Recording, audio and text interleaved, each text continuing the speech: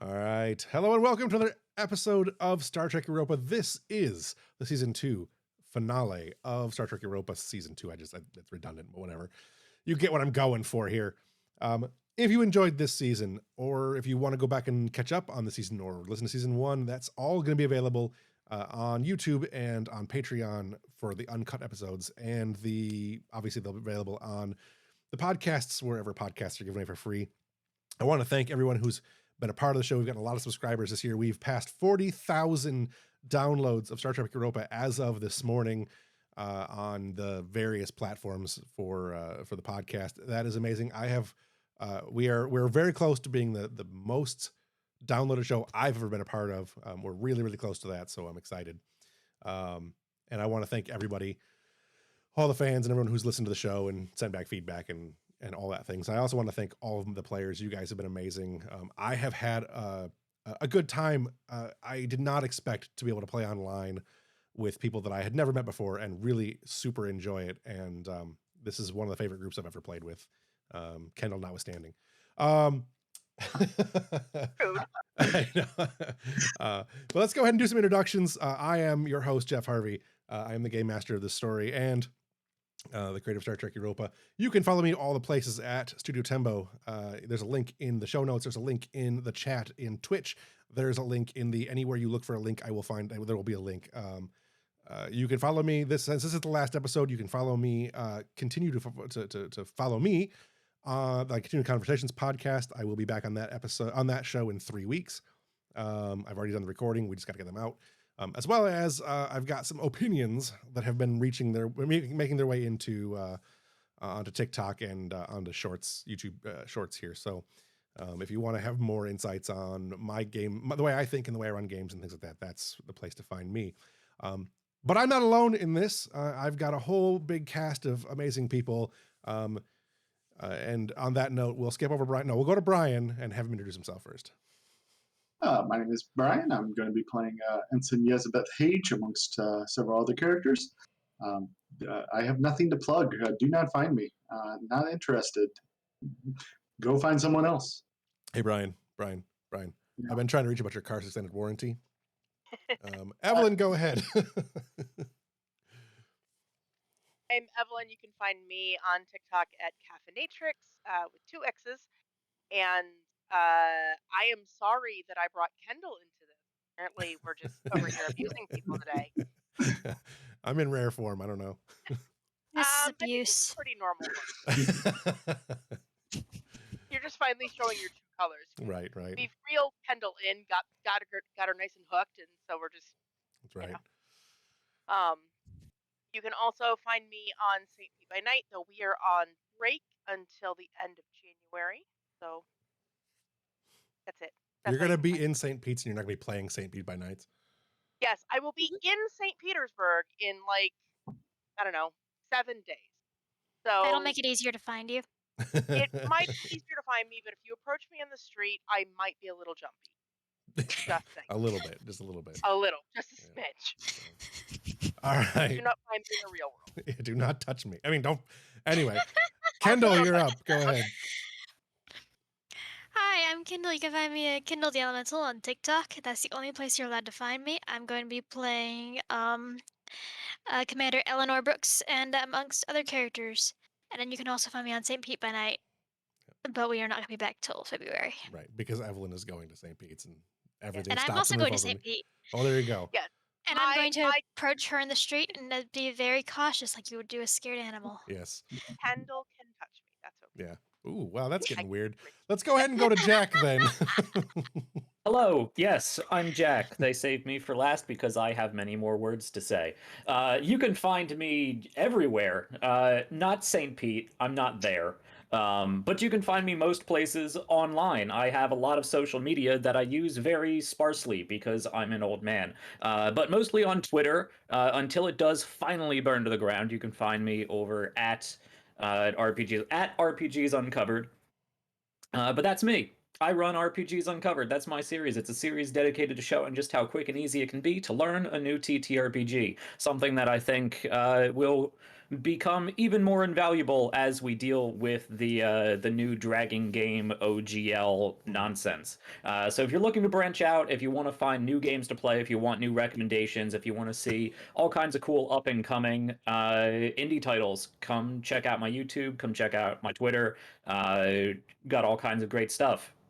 We break down rulebooks into rules, tools, and themes. We do little tutorial videos. We do demo play mini series. We do interviews and charity streams. So there's something there for everybody. So come hang out. It's a good time. Season 4 of RPGs Uncovered will be premiering on Saturday, January 21st at 4 p.m. EST. I'm really excited to be playing a game called Cyber Rats, which is basically XCOM meets Shadowrun squished together with a little bit of campiness and all of those nasty, crunchy, tedious rules taken out. So it's going to be a really good time, really fun show. We got the creator joining us, which is always really fun, and an excellent cast. So come hang out with me on the next several Saturdays. We're going to have a good time.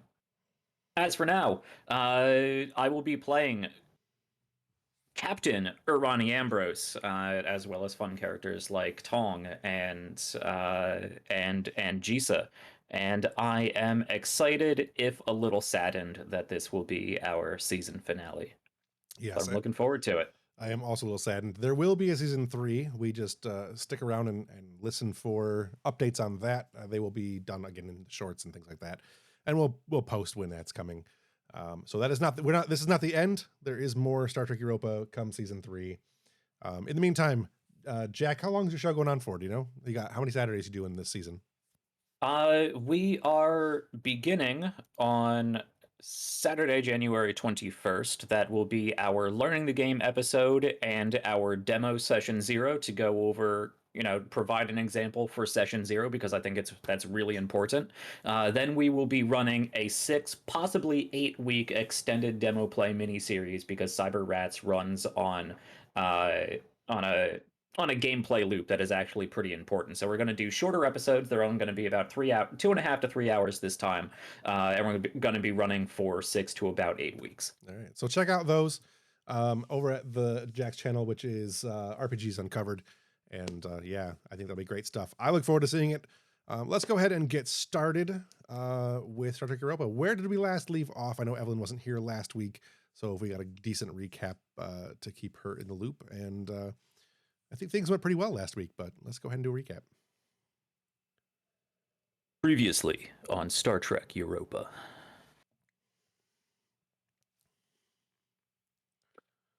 I can give the recap. I was just waiting to see if anybody jumps in. Oh yeah, I think you took over the reins of that when Evelyn's brain melted a few weeks ago. Feel free. Mine was just going to be short and sweet. Yeah. But okay.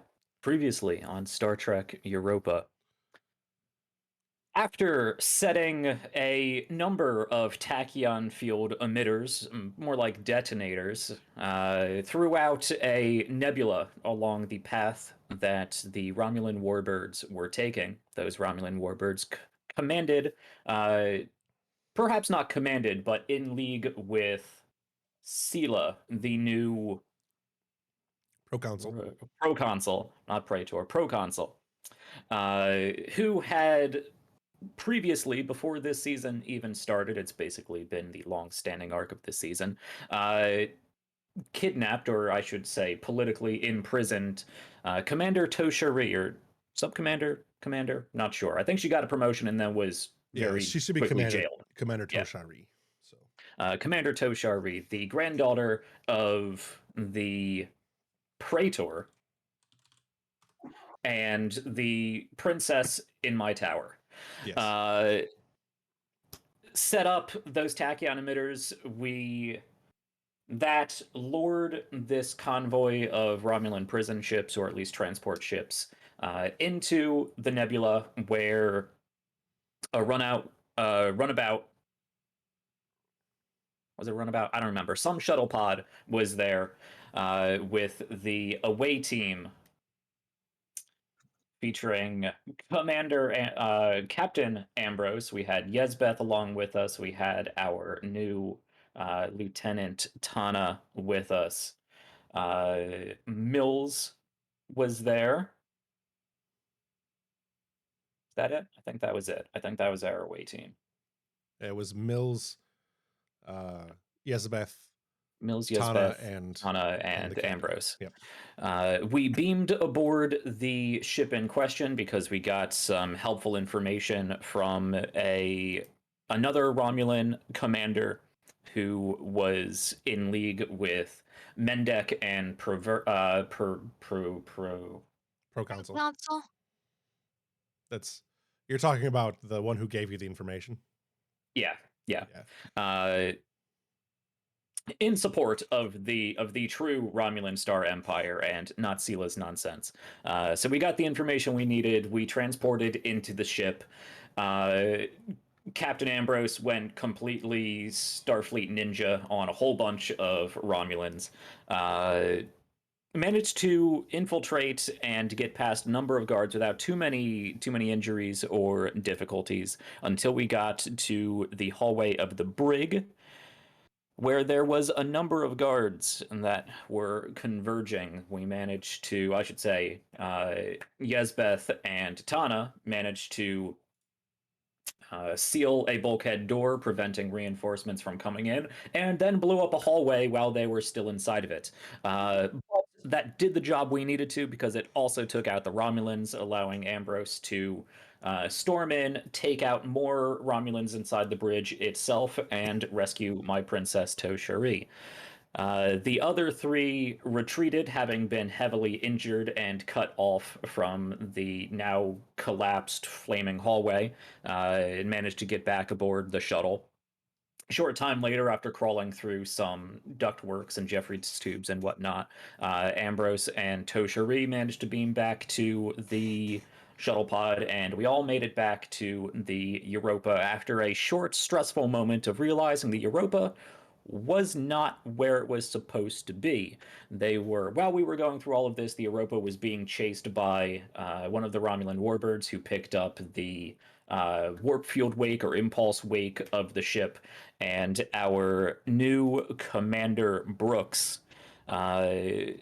enacted a fantastic strategy of cutting the impulse drive using maneuvering jets and positioning the ship behind an asteroid field, allowing the Europa to pretty much completely lose the other Romulan warbirds, which worked until we blew up one of the tachyon emitters and hightailed it back to the Europa. There was a short but very intense ship-to-ship combat in which the Europa took heavy damage, extensive hull damage. Unfortunately, we lost some crew. Jisa, trying to prevent this as much as possible, vented some warp plasma on the approach to the Europa. Didn't exactly work as planned. Provided a minor smokescreen, but I think it actually did more damage to us in the shuttle and our landing problems than it did actually preventing the Romulans from attacking. But the shuttle landed in the hangar bay, and we enacted the GTFO protocol and managed to escape. Yep. The benefit is you did actually ignite the plasma and do damage to the ship. You did manage to disable. Yes, we disabled one of the Romulan warbirds. Yep. Two of them were briefly disabled by the tachyon burst, though that is only temporary. So we managed to rabbit into high warp and almost completely lose those Romulans, but they are still on long-range sensors, as well as a whole bunch of other activity just barely on our sense horizon. So we kicked the bee's nest, but we are quickly Running from bees. Yes, now we're running from the bees. Not the bees. Yes. So while Europa scoots and boogies its way back to Romulan and Klingon space, or not Romulan space, Klingon and Federation space, let's go ahead and pick up right there. On the bridge, Ambrose, Brooks, Silva, and the blue guy who I'm looking at, I know his name, Koba. I don't know why I can't remember it right now. Are on the bridge. Silva and company are not Silva. Yezebeth and company are in sick bay. Jisa and O'Connor are not there. Those three are down in engineering. I have my board layout here. I'm trying to figure out where everybody's at. All right. I think Jisa is in. I think pretty much everyone in the shuttle. We got banged up during the shuttle. Oh, that's right. Jisa was on the shuttle. I forgot. It crashed. Yeah. Yeah, there we go. I put her over by O'Connor for no reason. So on the bridge, Ambrose and company are seeing you're at high warp as high warp as you can maintain at the moment. Kostra has been, I believe, had plans to purge some stuff at the end of last session and was basically holding things together with duct tape, chewing gum, and his headband, just tying off stuff so it doesn't fall down. But you're making your way back to Federation space. You're at high warp. You're seeing approximately 12 or 13 Romulan ships, not all warbirds, heading your way. They're not cloaked, so they know they know you're there. Whatever, you know what I mean. They're clearly coming with a purpose. The two other warbirds that were in the nebula with you are also pursuing. Again, not cloaked. You are headed towards let's go to the map here real quick for those of you who want to see it. So if you're looking on YouTube, you will be able to see the map now. So you're heading roughly towards, I guess for lack of a better term, Narendra is probably the closest planet you'd be heading to. Yep, right there. But before that, you note on long range sensors that there are a number of Klingon vessels that are also rendezvousing at your crossing point. There are the Mek'leth is there, which is Martok's ship, as well as a number of other ships that are not owned by the Duras. So that's a good sign. You've got a few minutes of things going on before we get to any kind of action. I don't know if you guys have anything you want to do on the first scene, but that is what your situation appears to be at the moment. Being pursued. I don't have any threat. Let's start over. This is a new session. I can take all my threat. So go ahead and start what you want, and then I'll throw some stuff at you guys in a second here. Given the relative speeds of the Romulans and us, does it look like we're in danger of being overtaken? Not before you arrive in Federation space, but it's going to be tight. As long as nothing breaks aboard the Europa, which is what I need threat for, you're fine. And we took some engine damage in our fight. Yes. Yeah. You've also taken structural damage, which is why I needed threat to be able to, so I can throw something at you guys here in a minute. Why don't we do this in character? Call for a damage report. Yeah, no, that's okay. Captain Ambrose, shipwide. Department heads, send me casualty reports, structural reports. Ambrose to Kostra. I need to know what's going on in the engine room. We're going to be taxing the entire ship. Kostra will slam the intercom button and he'll say, "Captain, the engines are online still, but they took quite a beating. We take one more hit to them. I can't promise they'll keep working." You can also note there's a fluctuation in the warp system. Not anything particularly bad, but you could lose warp at any time. We've got a subspace flutter in the engines. It could spiral at any moment. We're keeping a lid on it, but I don't know. All right, just keep that lid on it then. Pull whatever crew you need. Now that the away team is back, I'll get Tong back down to the engineering room. I'll take whatever hands I can get. All right. Quickly go over to the sick bay where there's a lot going on. Dr. O'Neill, you were preparing for casualties, and you've gotten several from the ship when a Romulan and a bunch of people you recognize, you probably recognize Toshri too, make their way into the sick bay. Mills is pretty badly injured. She's taken a disruptor bolt to the chest.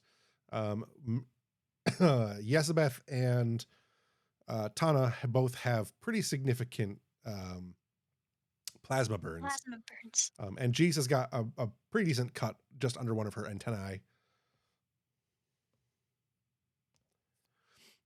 So on top of all of the other injuries and whatnot that are going on. Also, Daphine is in here running around like crazy, making people better. Mhm. Is there any particular triage we want to focus on? I'm going to give you guys a chance to do a quick Wills. roll. This is a scene where I give you guys a roll so you guys have some momentum going the rest of the stuff. So, but you can focus on whoever you want. You want to do Mills or anything else? We're just going to get a roll in here so that we can get some momentum built up. It seems like the interesting interaction would be with Dasavi and someone else. Yeah. Dasavi and Mills doesn't work, but Yeah. Not really. No. I mean, I'll just alternate between role playing the doctor and role playing my unconscious self. Right. Yeah. But there's Yezabeth or Jisa. Yeah, Yezbeth and Tana have some pretty bad burns, if I remember. Yeah. Lieutenant, take your team, stabilize Lieutenant Mills. Everyone in the room turns to look at you as we are all lieutenants now. My lieutenant. She looks at Delphine. Delphine has her hair all askew as she's been furiously helping the patients that have been brought in, the ones who have lighter injuries, I'm sure, than the away team. But she's doing her best to make sure that they all get brought to the doctor in good order. Right. What did they roll? Go ahead and give me. Let's have Daphine take the lead on it since she's the one moving and doing the stuff. Go ahead and make a medical roll. Internal medicine is a specialization. Control, or I think control probably works the best. Control medicine, internal medicine would be a focus. You can also use other focuses like emergency medicine, things like that. And then if someone else wants to assist, it would probably be the doctor in this case, since you're issuing orders and whatnot, and then the ship can also I think assist. Dasavi should take the lead because That's fine. Dasavi is the doctor and Delphine is the nurse. That's their job. And the doctor was delegating, but I'm up for it either way. Sure.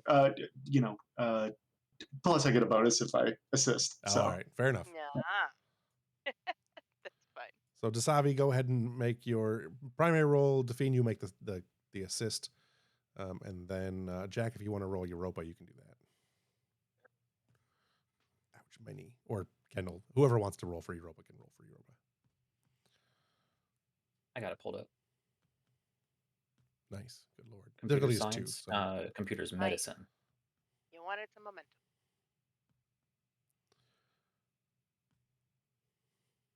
6. Difficulty 2, so that gives you 4 momentum, which is nice.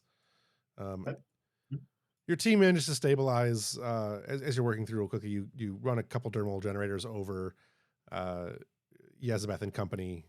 Mills is going into surgery, but everybody else is pretty well stabilized.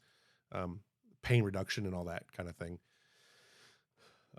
Any role playing you guys want to do right there would be a good time to do that. If you have interactions you want to do. Tana just kind of digs into one of her pockets and holds up the toe tag she took earlier. Didn't need this. Thank you, though. All right. Day's not over, Lieutenant. Jisa says as she takes an auto suture from somewhere and just starts stapling her forehead. That is a very good point. I'll keep it then. You know, this Back is in the the pocket. field, Lieutenant. We can do that for you in a much cleaner fashion. You're busy. All right. Something, she likes the pain. Something, right? Something Andorian. Something not arguing. All right. Go ahead. Tong, being relatively uninjured, is going to skitter his way down to engineering. All right. Which is where we'll go to next. Down in engineering, there's a lot of hecticness going on. Damage control crews have been making their way out to the hull to stabilize. The warp core, Kostra and Kitty Man, whose name I forgot. Amathi. Mr. Kitty. They are currently working to to get that warp flutter under control when Tong arrives in engineering, and then I am going to spend a couple of threat here to add a complication, and the warp core is beginning to destabilize. You have a difficulty. You will have to make a roll to stabilize it, obviously, and we will get into that in a second. But in the meantime, some some steam that is unexpectedly in the warp core for some reason, because all ships are steam powered, begins venting out of one of those side panels, and the drop door begins to move down so that somebody can do the roll under it if they want to. But the warp core has become unstable. Okay. Are we using the warp core breach rules, or just? Sure. I don't know what they are off the top of my head, but I will absolutely use those because that's far more severe than I was going for. I've got them. All right. So with the warp core breach,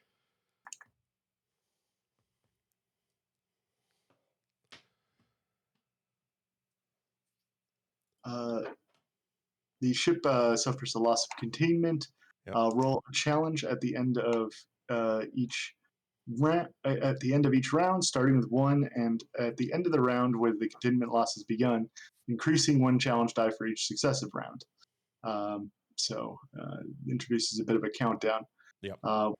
We can do a stabilize the reactor extended task with work 8, magnitude 3, and resistance 3 with base difficulty of 3. Succeeding at this task prevents it from exploding. You said it was 8, 3, 3, Yeah, 3? Work 8, magnitude 3, resistance 2, and 2. Difficulty 3. All right. I got that saved up. So as Tong is entering in, the sirens start going off. The warp core breach is imminent as it begins to happen. Any role playing you guys want to do, that'll come across the bridge here in a second too, so you guys can do something on the bridge for the round. But that go ahead and have your moments. I'm here, Commander. I'm here. How can I help the ship not explode? Well, it's to be figured out whether you even can. Don't mind the gas; it's harmless. We think. It's just radiation. It's fine. Get a tool and get to leaking these patches. Right. I'll be in Jeffrey's tube 3. I'll handle the EPS overflow. He gives you a pat on the back and shoves you forward with a big meaty hand. All right. And the SSH is also there, having materialized towards the end of last episode. Right. Yep. Commander Kostra, I believe I may be of assistance where your susceptible organic forms would otherwise fail. I don't recall anyone needing their pillows fluffed, but I'll take whatever help I can get. We're in dire straits. Can you hollow up a plasma torch? I'll have you know, I'm one of the most competent technicians on this crew's staff. Well, we'll see about that. Over there. See if you can get that panel up and running. All right. So we'll do this in 2 different groups. We'll have let's have Kostra and the SSH working together, and we'll have Tong and Amathi. Socks. Sorry. I don't know why I'm doing this today. We'll have those 2. Tong and Amathi will work together, and Kostra and the SSH will work together. That way we've got 2 groups rolling. The first group will go ahead and roll. We'll have Kostra and the SSH roll to start with. Okay. Does my propulsion systems? Yes, absolutely. Yep. Perfect. I don't have the character sheets in front of me at the moment, so no worries. Daring plus engineering. I'm going to spend a momentum on this roll. All right. Just one? You're not going to spend all 4? Just one so far. Hey, we've got more rolls to do. That's right. That's right. So you got 3, and then Amathi, you can assist. So the way you assist, it's just like you normally would. In this particular case, it would be control and engineering. I thought Amathi was with Tong. Sorry, the SSH then. Sorry. Gotcha. SSH. Okay. I know who I meant. Yep. So I'm just doing the assist. That's 1 die. Yes. Yeah. Reason engineering. For focuses, I have force fields and weapon maintenance and repair. And what is the warp drive if not one giant bomb? I would say it's more force fields would apply there for sure, though. Okay. Sure. Because it's warp containment fields. So yes, warp containment fields. Okay, cool. What do we got? Thank you for the follow. Another one for me. Sorry, what did you get? One more? One more from the SSH. And then Europa can go ahead and roll, which I'll handle since I'm right here. Engines and engineering sound good? Sounds good.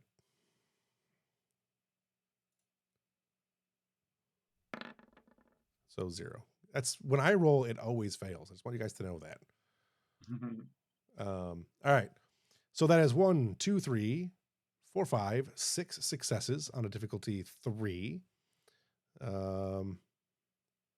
Resistance is 2, so you've got 4 successes, right? Wait, no, you've got 3, 2, so you've got 1 success, 1 success, which is enough. You now roll the work, which will be Kostra rolling the challenge dice. Yeah, I'll spend one of those momentum to reduce the resistance. Okay, which will give you 2 more momentum, I believe. Give me 2 more work done. Right. Right, that's how resistance works. So you actually, I always forget how it works. So you do actually have 3 momentum, not. Yeah. You have 3 momentum, one of which you're using to resistance. Been a while since I've done any of these. Yeah, no worries. So 1, 2, 3, 4, 5 with 2 effects. And I'll spend that bonus momentum I'll spend 1 bonus momentum to increase the work by 1 additional to get a 6. That is over 5 successes, so I believe that gets us a milestone. It does. It gets you 1 magnitude, 1 milestone defeated. The work is only 8, so that's pretty good. And you still have 1 momentum. You want to save that one? No, I'll put it to the pot. Yep, that's what I mean. All right, back on the bridge, you are getting reports that the warp containment is failing and that the ship is in trouble. So, Kostra and company, obviously they're on top of it, but you are made aware of that. I don't know if you guys have anything you want to add to the conversation up there. But if not, we will go to Tong and Whiskers. God damn, I need to write his name where I can see it. Amathi. All right, there we go. We were labeling everybody's characters at one time on the screen, but for some reason it didn't stick. So you just look at him and say Catman. Yes. I just come up with a different cat name every time. It's Whiskers, it's Kitten, it's Socks, it's Boots, whatever. So Ensign Amathi and Lieutenant Tong, you guys are working on your section of the stabilizing the power systems. Tong, you go ahead and go first, and then Amathi, you will be assisting with control and engineering. Okay, so that's 1 dice, right? You'll be rolling 1 die, yeah. All right, control, engineering, focus with EPS systems. Yep, and then the ship will also assist, which she didn't do any good. Neither did Amathi. So it's all on you, Tong. He tried. Difficulty is 3.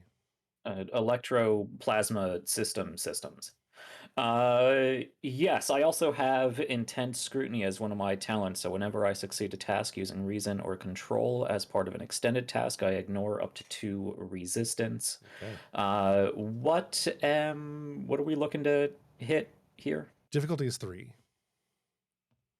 Okay. What are we looking at as far as momentum? You have 4. Let's yeah, does Tong have any other fancy things he can do? I don't think so. So I'm gonna take one of those momentum just in case, because I'd rather the ship not explode. For all my You might stuff wanna is. You might want to take more. I realized if we failed the next challenge die roll, the ship literally explodes per the rules. Ah. Yeah, take the rest of them. Yeah, I'll take 3 momentum then and roll 2 more dice. I would not have the ship explode. I would just make things more difficult. Right. I Don't mean, tell that's one way to guarantee. I'm not saying if you went another round after that, it Valley wouldn't explode. Complications are bound. In fact, let's go ahead and add some complications. 1, 2. Yeah, do it. I got 3 threat. I'll send 3 threat your way to increase the complication range. 17, 18, 19. Yes. Yep. Okay. Because it's automatically 20. So Right. 17, 18, 19. Yeah, and that. Okay, cool. Okay, roll. That is 5 successes because Tong and also a complication. complication. All right. So you're gonna love Love my it. complication, I think. All right. So Always do. Amathi, and I like plasma burns. It's been my thing lately.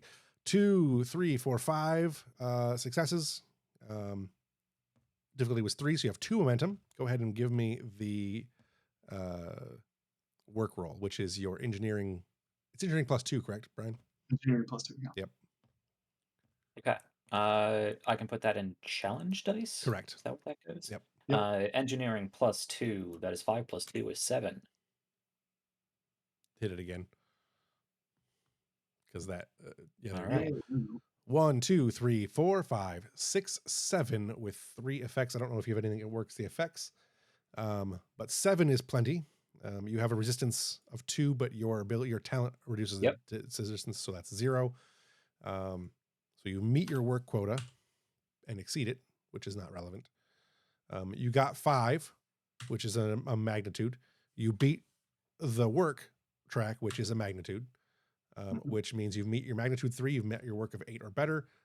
The warp core containment system is coming back online. The alarm's still going, the radiation is still doing its thing as you manage to Tong and Amathi are putting them back together. Amathi, you're seeing a fluctuation over by the console where Tong is when suddenly there's a bright flash of light and Tong goes flying back, a la Captain Hage. Across the room and suffers some injury. Go ahead and take a complication to any tasks that you're going to be doing with your hands for a little while there, Tong, as you have been burned. You have gotten Yezebeth. Does this count as an injury complication? It counts as his complication and a complication for the character, yes. Yeah. So what does that mean mechanically? You add 1 difficulty to any tasks you'll be doing with your hands, basically. Gotcha. So, But it counts as an injury complication for the purposes of first aid, is I guess. correct. Yes. Okay. Yep. So yeah, your Tong is a little singed in the hands. His ears are a little bit redder than normal. His large eyebrow ridges are not doing great. Back on the bridge, you get notice that the warp core is stabilized. In the process of all this work, though, you have lost some momentum speed-wise, and the Romulans are gaining. Let's go ahead and quickly jump over to our opening credits, and we'll come right back. Also, thank you everyone for following. It's been lots of things going on over that I haven't been able to keep up with. We'll be right back.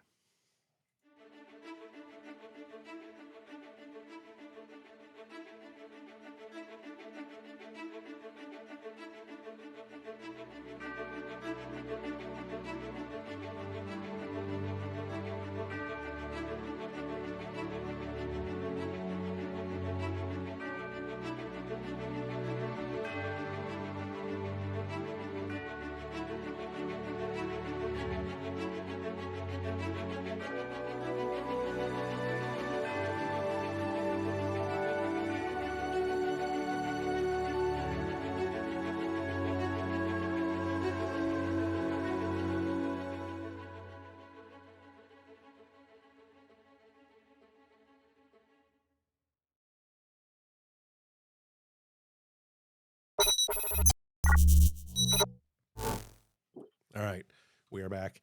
As Europa is reaching the goal line, there's a communication coming in from one of the Klingon ships in front of you. Captain, we're getting a hail. Should I put it on screen? On screen. Comes on screen. There's a captain you don't recognize. He is wearing the symbol of Martok, but Captain Ambrose, bring your ship when you cross the border. Bring your ship around. We will defend you. The Romulans will not cross our borders. I appreciate the assist, Captain. We are fast on approach. We will maneuver when we get to the border. We have at least 2 warbirds almost immediately behind us, and sensors indicate there's a lot of activity coming from deeper within the Romulan space. He gets a big toothy smile. Then it is a good day to kill a lot of Romulans. I will see you soon, Captain. Kapla. And then Kapla. Cuts the feed. The Europa is slowed down a little bit, not super significantly, but there's definitely a chance the Romulans are going to catch up to you guys. Not really a chance they're going to catch up to you, but they're catching up. They will reach the line about the same time you guys do. I don't know if you have anything you want to do before that happens, but you have a couple of rounds to make any actions you want to do before we get to that scene. If anyone wants to have a short conversation, or if the bridge wants to make any preparations or anything like that.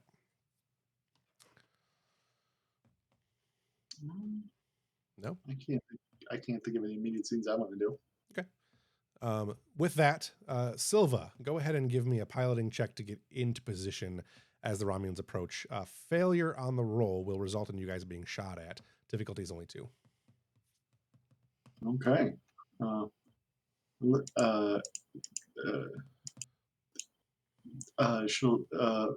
She'll say, "I've always wanted to see how if I could get a starship to drift."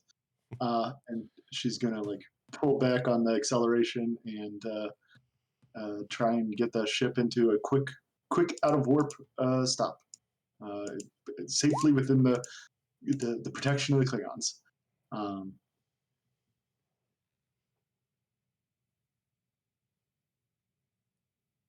And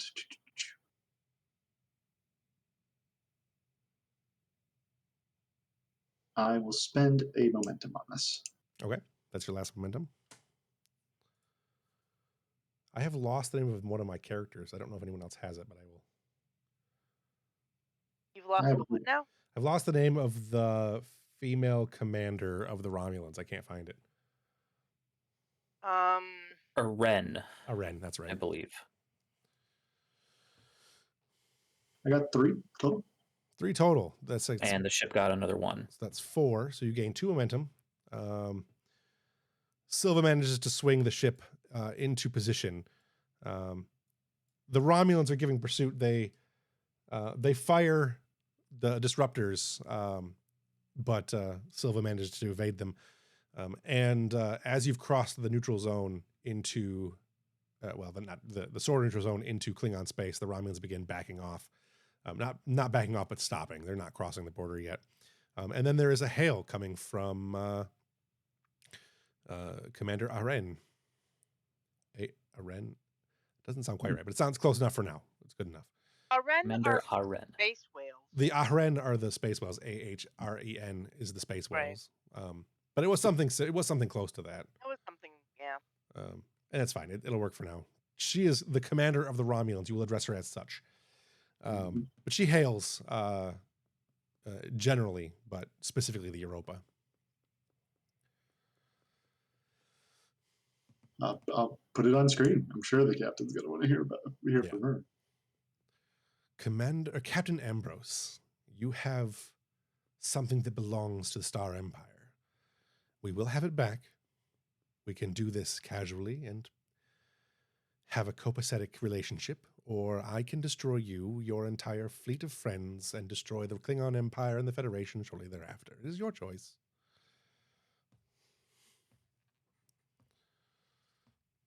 Can I sense anything from her? Can I reach out with Sure. my... She's confident in her ability, but she's not necessarily confident in her position. Mhm. So, like, she knows she can win a fight. She doesn't know if she can win this fight. Mhm.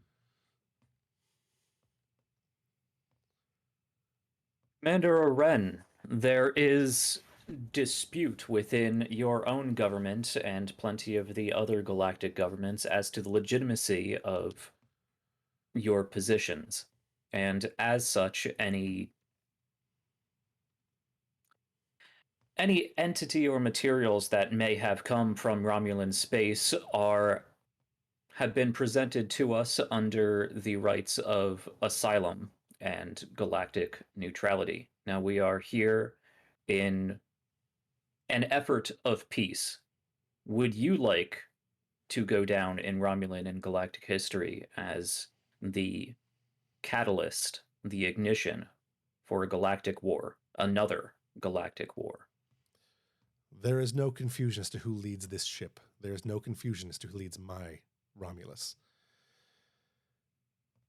Your government seeking granting asylum to dissidents will be seen as an act of war. These are enemies of the state. They are to be dealt with by Romulans under Romulan law. Just as your Romulan Star Empire took Federation prisoners. I do not have any knowledge of Federation prisoners. I have course we knowledge do not. of your transgressions against the Empire.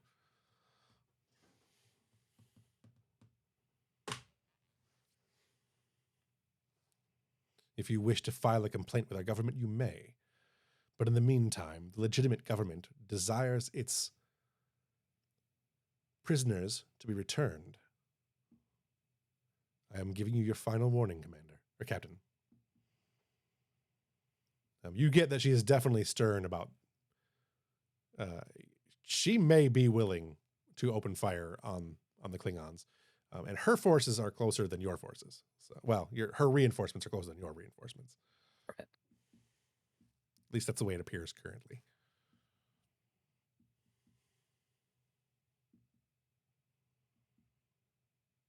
Commander, I believe you can appreciate that we are at a pivotal moment in galactic history right now, and I am looking at a picture larger than what you claim as your Romulus. Because not everyone would agree with that.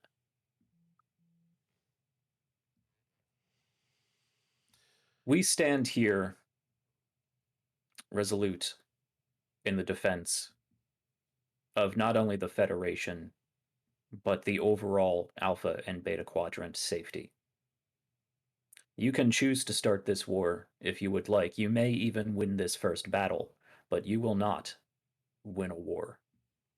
You don't have your own house in order, let alone the capability to take on the unified forces of the Federation, the Klingons, and your own dissidents, as you call them.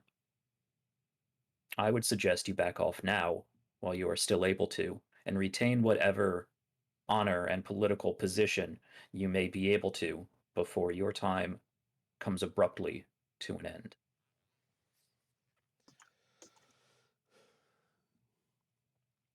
The Star Empire may fall, but not before you do. She gestures, and several more, a handful more, like 4 more warbirds decloak from the group, and the other 2 warbirds that were farther off are beginning to approach. About that time, on long-range sensors, you're detecting another sect of Romulan ships coming in from long-range sensors. They're coming in from the Romulan side, probably about 2 or 3 minutes out at their warp, because you guys aren't currently moving. They have not identified themselves at all yet. So you also are aware that Starfleet is sending ships. They're just not here yet. They'll take a little bit. Yeah. We have all of that intel that we passed along to Mendek. We of course made copies of. We have the command prefix codes for at least one very important ship in the possible Mendek fleet. Would Correct. that give us any insight into if those approaching ships matched that code? Yeah. They are not Mendek's ships. Although you would Awesome. recognize the one as the ship that the lead ship is the ship that you encountered when dealing with the Packleds earlier. Okay. So Taval's Wild ship. card. Yeah.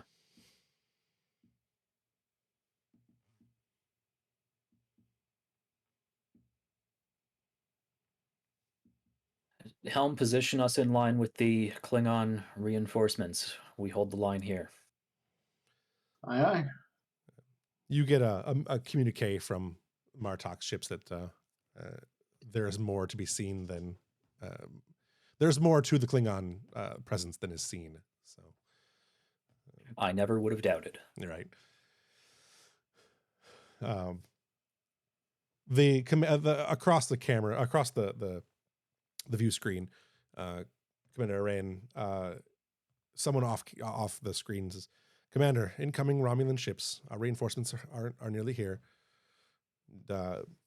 She looks back and says, "There you are, Captain. This is your choice. I will give you a few moments. I don't want anyone to miss out. Your opportunity to surrender is your window of opportunity to surrender is quickly closing." And then she turns off the screen.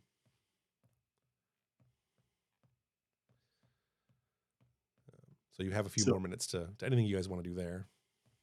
Silva will say, "Captain, with all due respect, I think we should tell her to shove it." I believe I already did in not so many words. Yeah, but saying the words is so satisfying. When you're captain.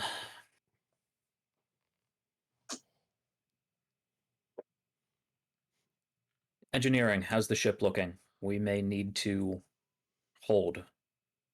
Now, we're not going to be able to keep max warp for very long. I hope we're staying still for a while. Oh, we're not going anywhere.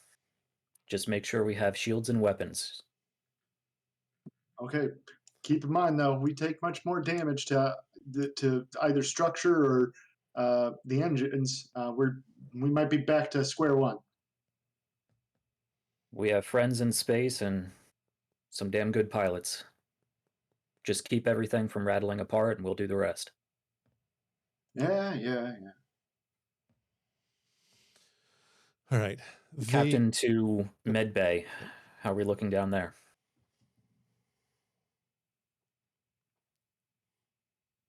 Mills is in surgery at the moment. The rest have been stabilized, patched up, and sent off to their duty stations there. Very good. Unfortunately, I imagine you'll be seeing more crewmen in your infirmary before the day's out. We'll be ready. How is Commander Toshiri? She's fine. Romulan as always. Snippy. She's snippy. I assume she doesn't have a communicator. No, not yet. Yeah. Although she'd Pass probably along- be getting one as soon as the SSH is off, assignment. Mm-hmm. Mm-hmm. She's a little rattled, but Pass along to her that she is welcome on the bridge. yes, sir. Lady Silva will turn, raise an eyebrow at the captain. We are fortunate enough to have an extremely skilled member of the previous Tal Shiar, somebody who understands the ships and the positions, the crew, the leaders that we are facing here. Her insight could be invaluable. We'll turn to Toshiri. Sub-Commander, you have been invited to the bridge by the captain, unless you are dying to hang out in the medbay with me. I think your skills would be better served up there. Very well. I could lend a hand here, but I think I may be of better service up there. Agreed. no offense or doubt to your skill. We Um, have this fairly well in hand, and they'll need your expertise. she looks at Yezebeth and Tana really quickly and says, "Thank you for all you've done. I won't forget it." And then she kind of nods and heads to the bridge. Commander Kostra, Commander Oneat. We're short on time, I'm sure you're aware, and resources.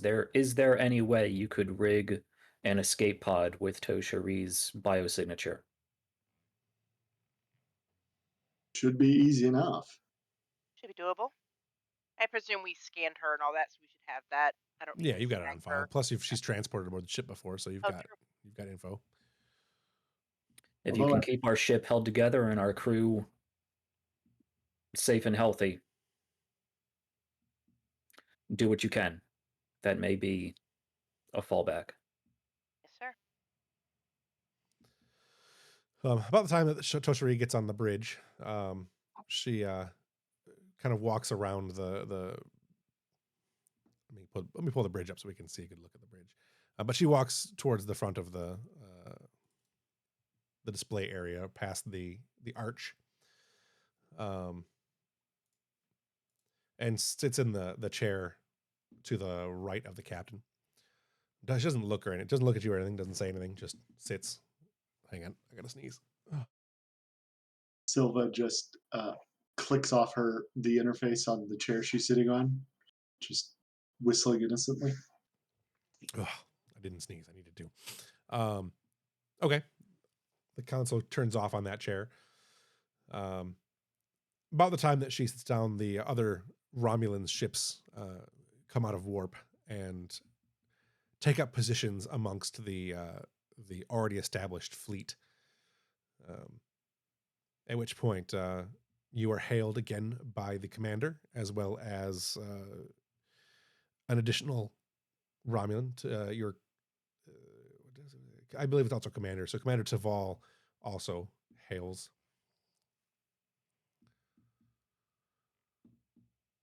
You could open a three-way. It's possible, doable thing. We'll put it up. We'll put them both on screen. All right. The commander, Commander Wren, says, "Your time is now up, Captain. My reinforcements are here. Yours are not. You may be right that the Empire will not survive this division, but neither will you. I will see to it. I will see to it that you will not see that day."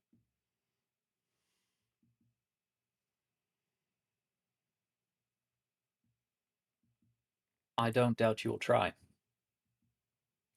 I do doubt whether that matters, though. I think you know that petty grudges are not important in these affairs. Reevaluate. Look at your resources. They might not be as plentiful as you assume. She kind of looks around. She looks at Toshiri. "Give yourself up, or this ends poorly."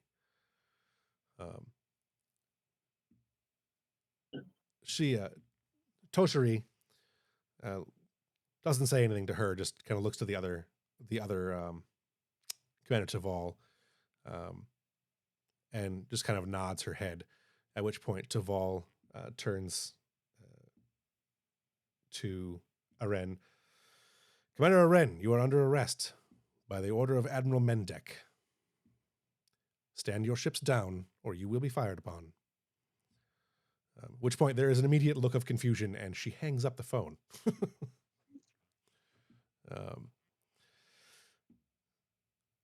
Taval then turns to you, Ambrose, and says, "I see that you've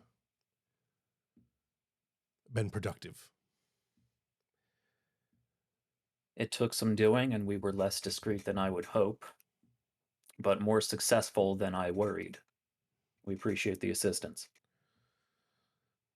"I have something to deal with, if you'll excuse me." At which point he turns off the thing. there is some back and forth communication over encrypted channels between the Romulans, and things are quite tense on that side, as you can feel coming from the energies, the emotional energies coming from the ships. It is quite intense. But after several minutes, both sets of ships begin to cloak and move back into Romulan space. At which point the Klingons hail you back. I don't know what you said, Commander, but they are running away now. I was looking forward to a fight. I don't doubt that you will have one eventually. He smiles, and in the meantime, Tural, son of Duras, is waiting. And then he kind of nods his head and Kapla. Happy huntings, Captain. They end communication and cloak and begin to the Klingon ships begin to head off as well. Yeah, well, we're not sticking around here. Helm, set a course for Federation space. Take us deeper within Klingon space alongside the leaving ships. I want to make sure that we are not pursued under cloak. Martok's ship doesn't end up cloaking, so you can travel along with him. So he will invite you guys to dinner as well later at a later date, but I didn't really want to have Martok in this episode too much. So with that, the main tensions are subsided, and you guys have opportunities to conduct any additional role playing you want to do. There's a lot of stuff we didn't get done, and now is a good time to start moving that stuff forward. We still have Gisa to deal with. We still have so many things. So, where do you guys want to start?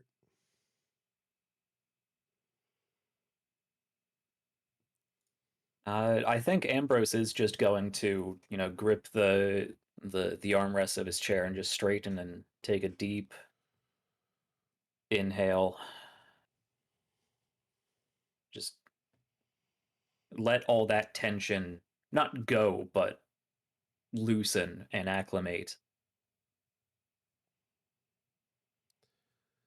You get a sense of concern from Toshari as she looks at as she watches you in your as you relax. Mm-hmm. Stand down to yellow alert and take us back into Federation space. All maintenance crews report to your positions. We have a lot of maintenance to conduct. Any additional personnel report to engineering and or medbay for further assignment. Captain, this is Coster here. We're going to need more than some extra hands to fix all this damage. We're going to need to head to a starbase. We're en route to the nearest starbase now. All right, we'll keep her together till then. All right. Tong is brought in by, I'm going to say, Amathi is going to escort Tong into the sick bay as well, where the rest of the group is beginning to finish up.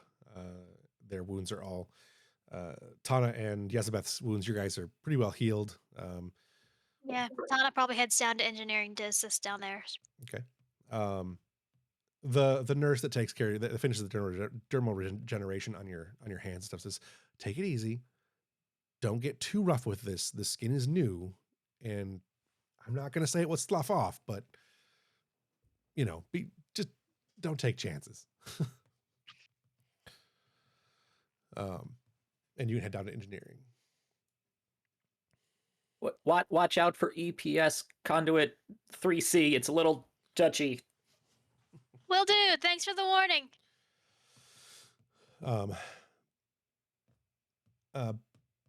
Yeah. Back on the bridge, Toshari looks to you and says, I believe that it's best that I take my leave of the bridge. Your crew seems rightfully concerned. A high-ranking Romulan officer on a Federation bridge. I'm not going to say it's a first, but it's always an occasion. How are you? I'd like to get a shower. I will have somebody show you two quarters. Thank you. She looks at you, and you get another sense of beyond just gratitude, but genuine genuine connection. She says, I'm very grateful for all you've done. I will see you later. Yes, you will. She nods and is escorted by, let's say, just a security guard, and any security officer will work unless Koba has anything he wants to say. But it's Ensign Lackey. Yeah, Lackey, take her to her quarters.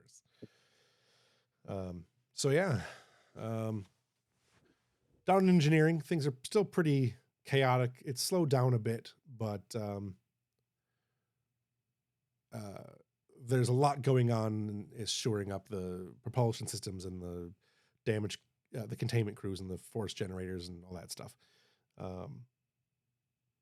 The sick bay is also beginning to slow down a little bit. Most of the injuries are resolved. Tong is in there getting his hands seen to. Yeah. Anybody have something? Anybody have any other stuff they want to get into? You've definitely got some time before you get back to Starbase. There's, like I said, there's not a lot else to do here on the conflict side of things. But yeah, I know it's hard. I didn't give you guys a lot of warning that this was, to lay stuff out.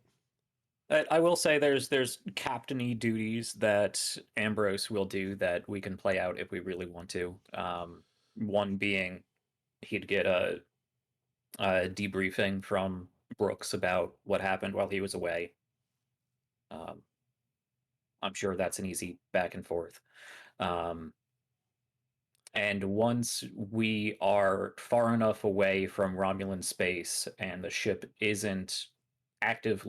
pieces aren't actively falling off of my ship anymore, he would go down to Med Bay and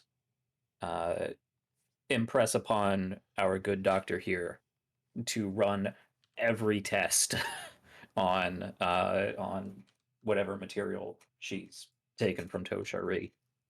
Okay. Put it through the good old Dominion war protocols and make sure she is who she says she is. Right, no changelings. Yeah. Before we get too I got far, the mental connection, but Ambrose. Anytime Ambrose loses sight of anybody for more than 30 seconds, make sure they're not a changeling. Right. I'm gonna. This is off topic entirely, but in the Europa crew sheet, someone has pasted a map, a Google map of Farmington, Michigan. I don't know who that would be. Evelyn. That's sorry about that. Thank you. The confusion. I don't think it was Farmington, Michigan. That was actually Long Island. But it looked like Farmington, Michigan. Like Farmington was written on there for what I saw. It was Farmington and Milford and stuff is what I got. I spent my afternoon working on my game, which is in New York. I gotcha. All right. Now that is resolved, if Michigan is no longer aboard the starship. Go ahead and that's a conversation I think would be actually decent to have with this Dasavi to talk about your concerns. I think that would be an interesting scene. So let's have that out. Okay. Brooks would also tell him that they need to talk about Jisa later when he has a moment. Yes, I assume this is just following the debriefing that we just had. Yeah. It's just like a small reminder because there's so much shit going on right now. Yes. We will get back to that when we are stable. When everything isn't on fire. Literally. You did go with the ship. Thank you.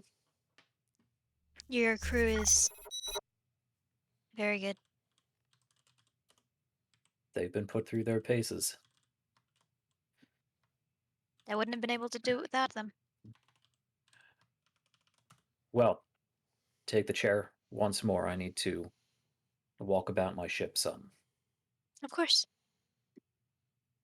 I will make my way down to Medbay. Dasavi, you're just Dasavi. Yes, that's the right name. Dasavi, you are just finishing up with Tong's hands when the captain approaches. Lieutenant, take it easy. No more getting blown up today. Right. Well, it wasn't exactly on the duty roster, but small explosions are generally better than big explosions. So I went with that one. You're not entirely wrong. Okay. Well, The radiation. yeah, It's just yeah, radiation. radiation. Scurry away. Yeah. Doctor, how's my crew? Captain, patched up and oh, the ones who weren't thrown into the void, patched up, resting, or back at their stations. Very good. Yeah, I'm going to walk into your office. Follow after.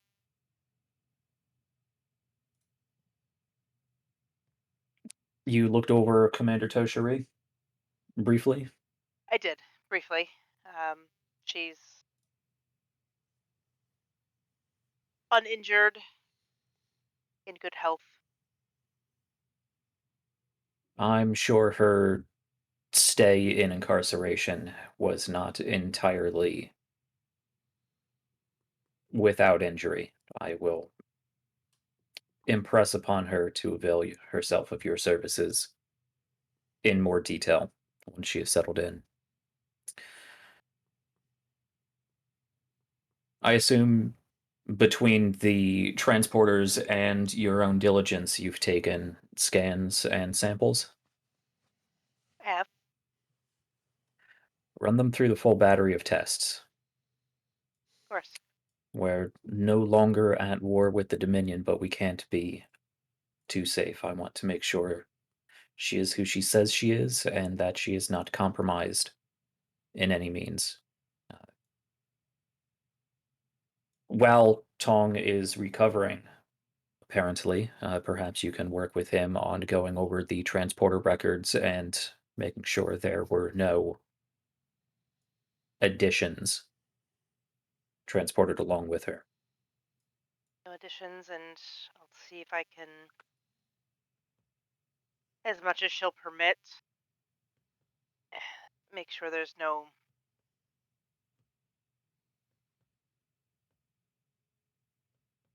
prizes hiding in her brain. Very good. How versed are you on Romulan medical subterfuge? I assume they have similar surface level genetic augmentations as we do. And not Mental tremendous, conditionings. but I can see what we have in the Federation archives. Very good. She was out of the picture for a long time. I want to make sure we picked up the right puzzle piece. Understandable. I'll let you get back to work. I assume not, but is there any alternative feeling coming off of Ambrose that she would be able to pick up, or vice versa? Does Dasavi have any latent concerns that are not being voiced that Ambrose picked up on? I think Dasavi's only concerns are the fact that Ambrose didn't come to the med bay, and she's not entirely certain what damage he may or may not have taken that he is subterfuging. Okay. So you would get Ambrose, you would get the impression then that she's got a significant concern. Well, not significant, but at least some concern for your. Yeah, well-being. Ambrose is fine. He's ignoring that. Fair Mhm. enough. I don't think you even got hit, did you? As according to my character sheet and my recollection, I don't think Ambrose was injured at all. He got tossed about a little bit on entry, but I don't think it amounted to an actual injury or stress or anything. Right. Okay. For Ambrose's part, she would be able to pick up that he is definitely waiting for the other shoe to drop. Like he understands that things went as well as he set them up to be, but he's just always waiting for something to be not as it seems. So he's trying to present more relaxed, maybe not fully relaxed, but more, coming down from a big confrontation, and going about and making sure everything is okay right now. But he's still very much. You can tell, especially with your telepathy, in addition to empathy, that he is still very focused on the diplomatic and tactical situation. But beneath all of that, there is that concern for Toshiri being who she says she is. But you can probably pick up that that's not just a security concern. Like Right. he's generally he wants this to be Toshiri, and he wants her to be okay.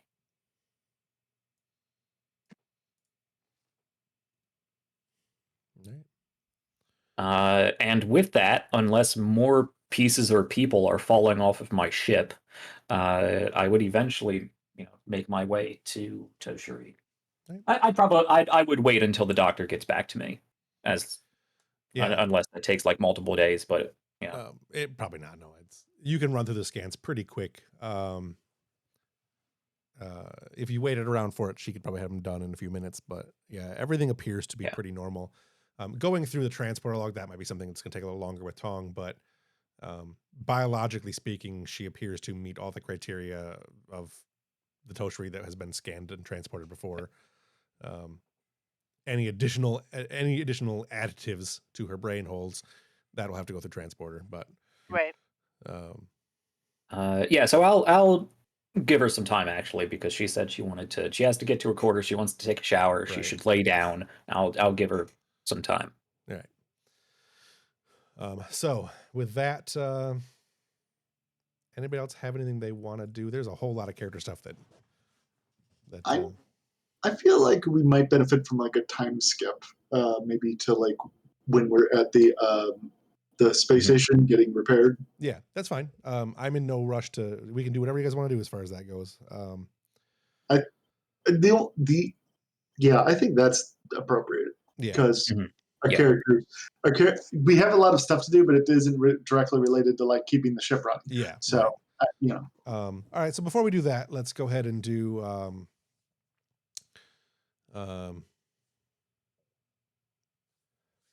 actually, we can just go ahead and jump ahead. Let's go ahead and jump ahead. Ambrose, it's not a super long flight back anyways.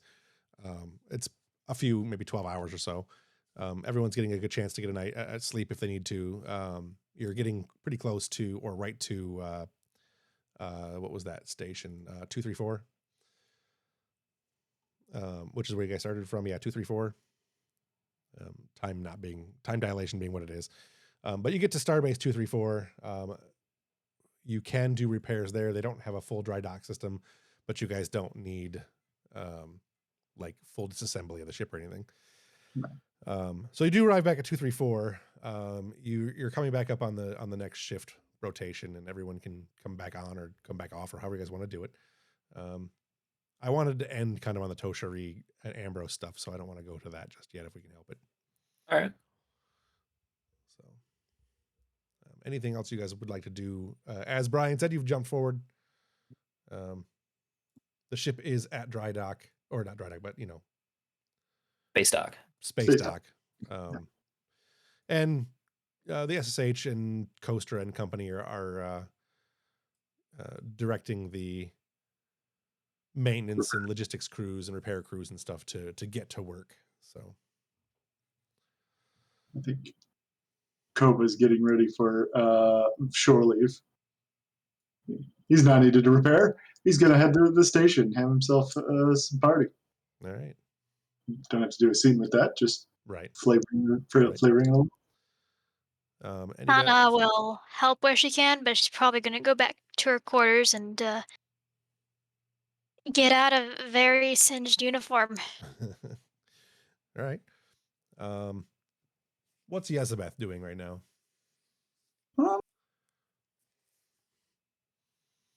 I think she's in her room fiddling with some of the gizmos that she inherited from Jorad.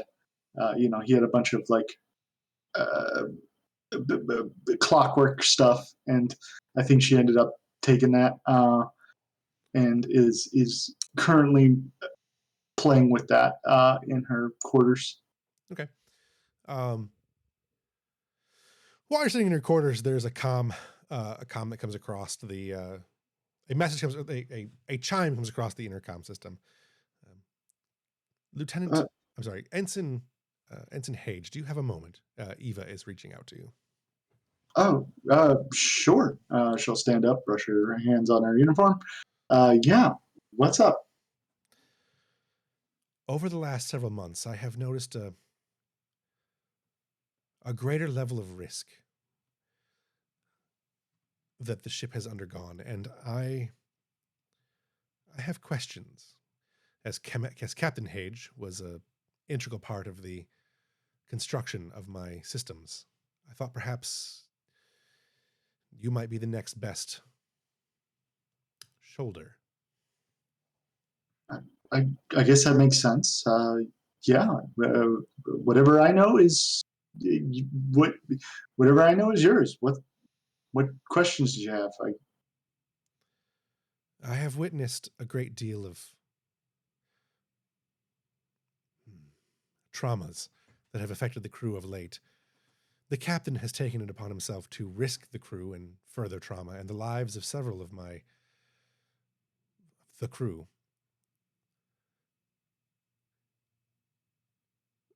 For I don't understand what.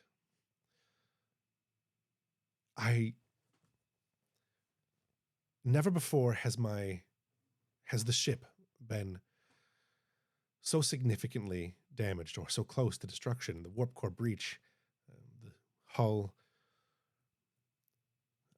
I guess the question that I have is it worth it? Are all the lives, is my life really worth what we've done today or the last several months? Oh well. I mean, you're asking me to make a judgment call about what whether it was worth it or not. I can't really do that. I'm not in position to make that kind of decision. Um, none of us are. But the thing is, we signed up to serve on a starship, and we place our trust in Captain Ambrose, and that he knows what we need to be doing. And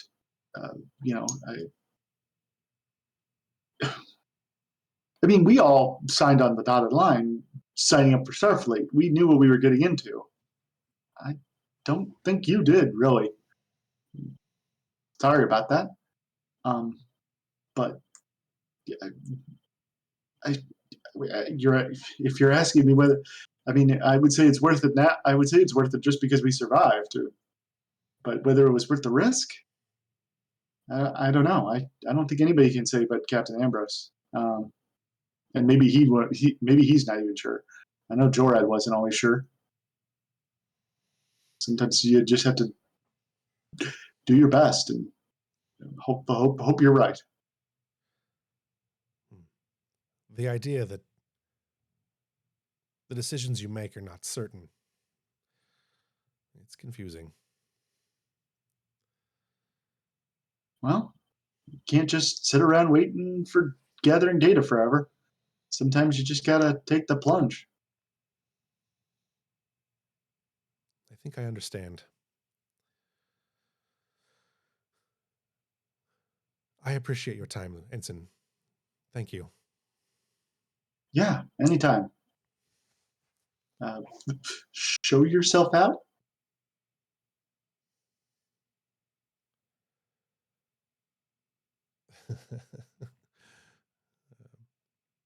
Thank you. And she, the comm goes dead.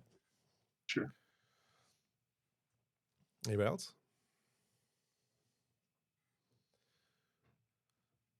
I think we should.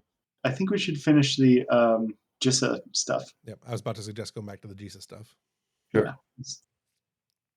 I have a scene with Kendall, but that's gonna wait until after that. All right. So let's go ahead and have whilst everything else is going on and you guys are getting everything situated amongst the damage repairs being assessed and the ship being resupplied and everything else. This would be a good opportunity for Brooks and Ambrose to have a conversation in Ambrose's office while Toshri sleeps her last 6 months away.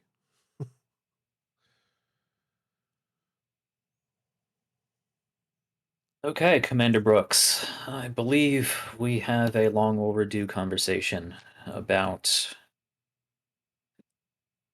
Ensign Oneat and Lieutenant Jisa. Indeed, we do. Just come in with a pad in hand. I'm sure you've conducted all the appropriate debriefings and reports, interviews, counseling sessions under your other position with both of these individuals. What is your understanding and then your recommendation?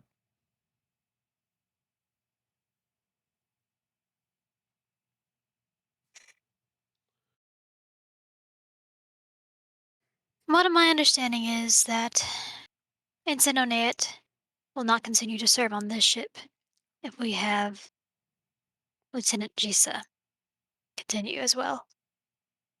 And we know it's, regardless of circumstance, shooting a fellow officer is worth at least some disciplinary measure, if not being removed from the starship.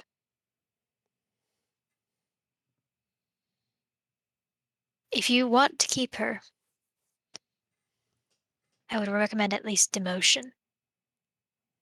Minimum.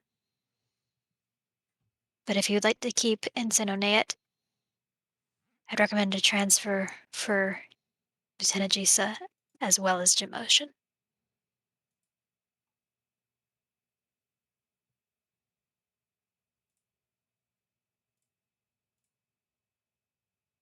I've gone over these reports of the situation. Yours, both of theirs. We're dealing with two different generations of Starfleet officers here. A generational divide that is going to be one of the starkest we've seen in a long time.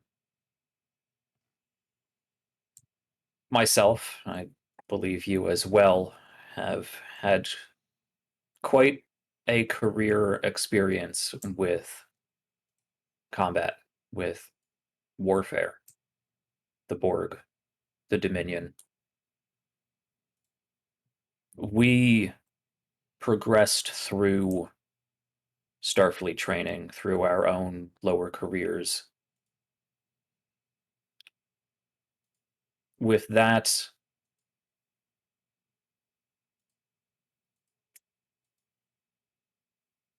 being an unfortunate and hopefully temporary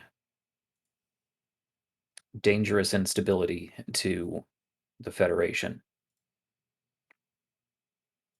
We knew something other than war, but we were trained for it.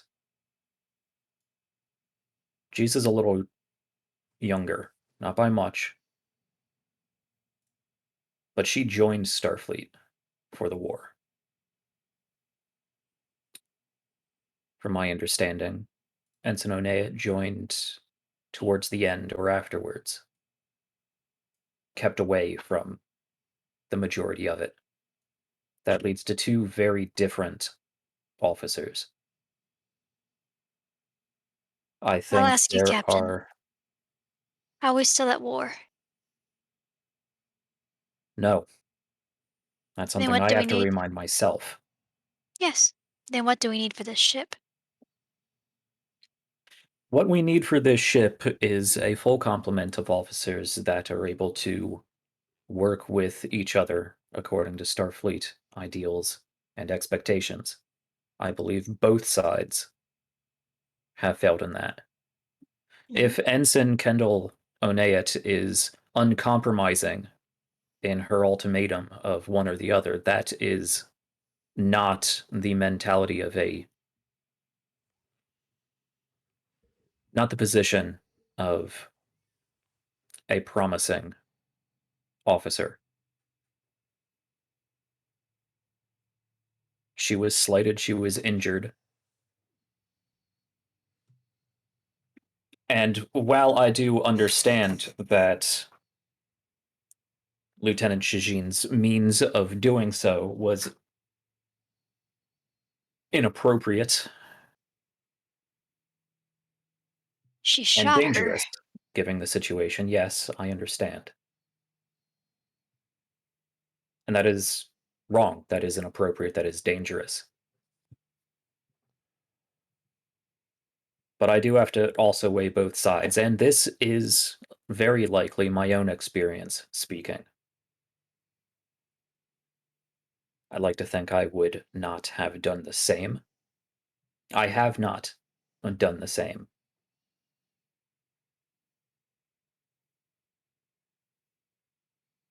But at the end of the day, I'd rather have an unconscious officer than a dead one. It's not to say I condone the action, and it will be disciplined. But I think there are mitigating factors to take into account, and there are. What's the opposite of mitigating? Extenuating. There are extenuating circumstances on the other side that complicates this matter as a whole. I'm simply expressing that this ultimatum of one or the other is not appropriate for a Starfleet officer, and I will not consider such. There will be Understandable. disciplinary action, but if our young ensign is not capable of working with fellow Starfleet officers, then it is her prerogative to seek reassignment. This is a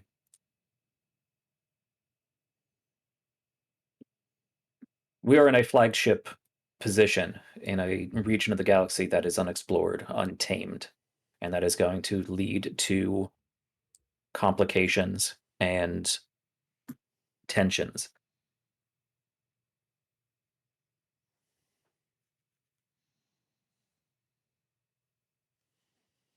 Mhm.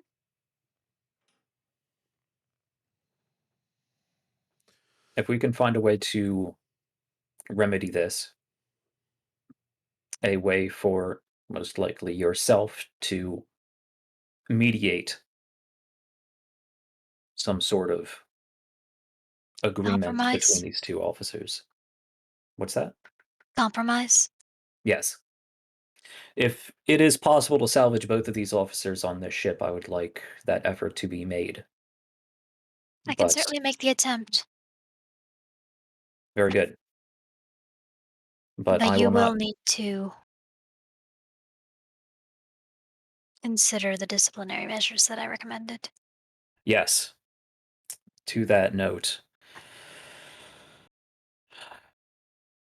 Lieutenant Jesus Jean.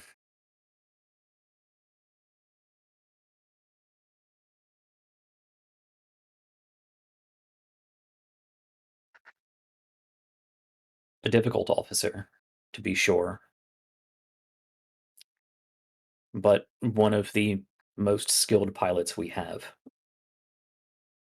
One of the few people on the ship that I would trust implicitly in a combat scenario. Outside of a combat scenario, however, we've seen that there are problems. There's been other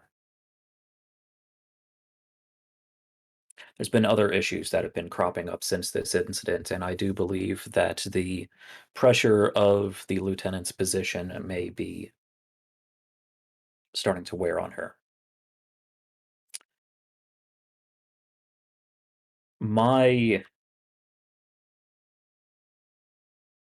my initial reaction would be to remove her from the command of her flight wing and find a replacement for her, at least temporarily.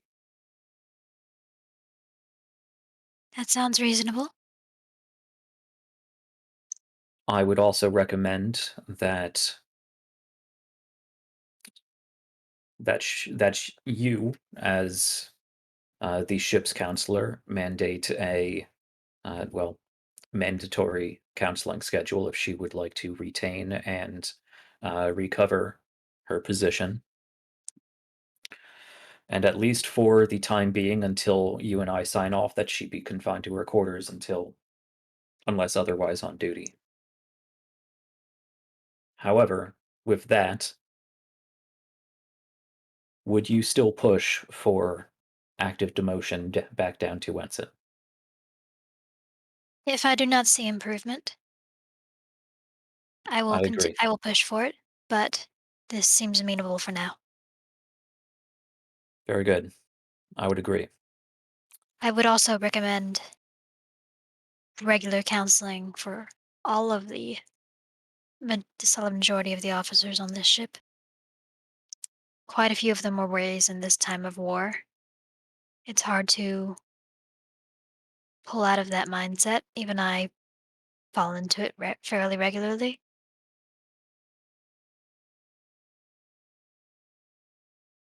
There are, of course, the usual protocols for counseling and mental health services that we all abide by. If you think that If I start noticing those patterns of behavior before or after friction starts, I will start recommending it for specific people on this specific crewmates. But I would also recommend it for you. I have been maintaining my own regiment of counseling services. I'm sure you can find records of that with our doctor. All right. I won't push it on you. Just to be aware my office door is open. I will keep that in mind. I will leave the I will leave the scheduling to the rest of that for the greater crew to your own position both as XO and as counselor of this ship. Keep me apprised as to who, if anyone, may need these services, but I would like to prevent I don't need the officers on this ship to be second guessing themselves, to be doubting themselves. Of course.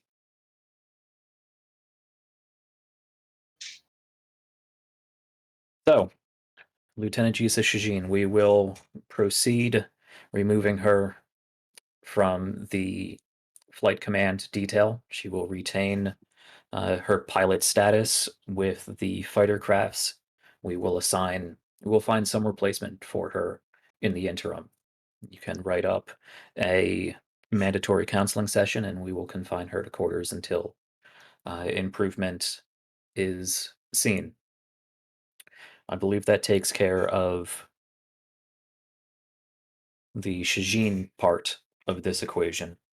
What of the Nayat part? of this equation? Well, I will be mediating a conversation between the two of them and see if we come to a compromise, but otherwise she may be transferring off of this ship.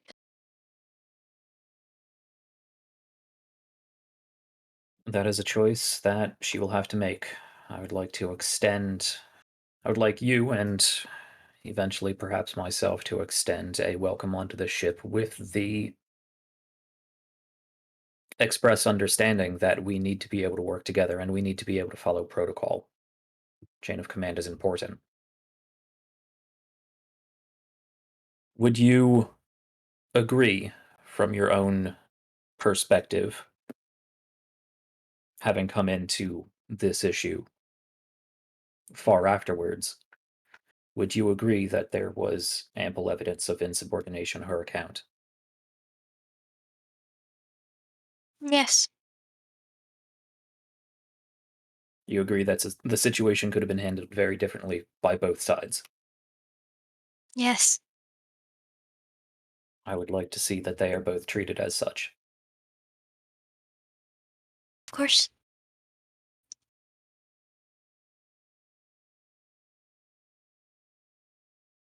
May I ask you a question? Of course, Not regarding this. proceed. May I put my counselor's hat on for it? I suppose, but I don't have a couch to recline on. It's quite alright. We can do this standing. How are you feeling after that mission?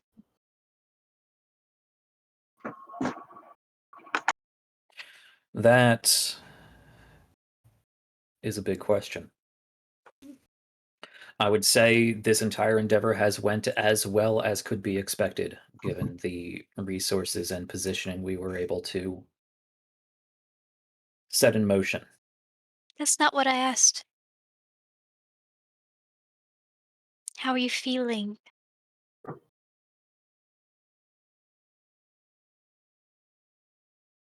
The ship held together and the crew saw to it.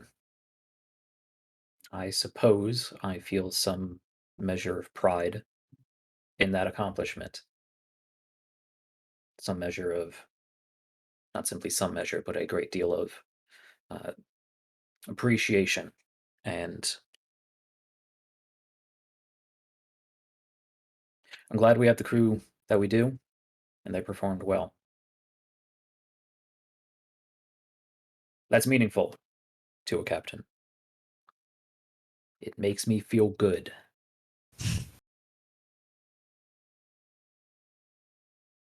I am otherwise uninjured.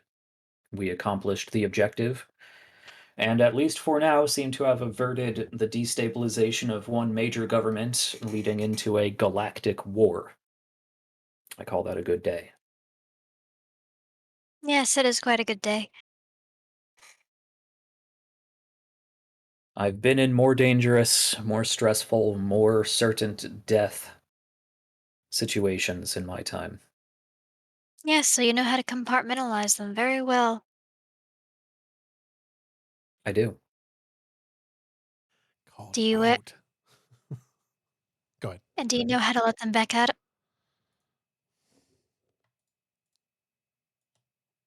They can't stay in that box forever.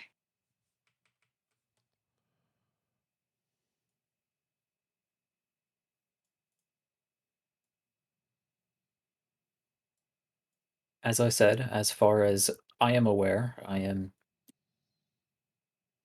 maintaining the recommendations of our chief medical officer. You're very good at avoiding questions. But I will let you get back to your duties, and I will take my counselor's hat off.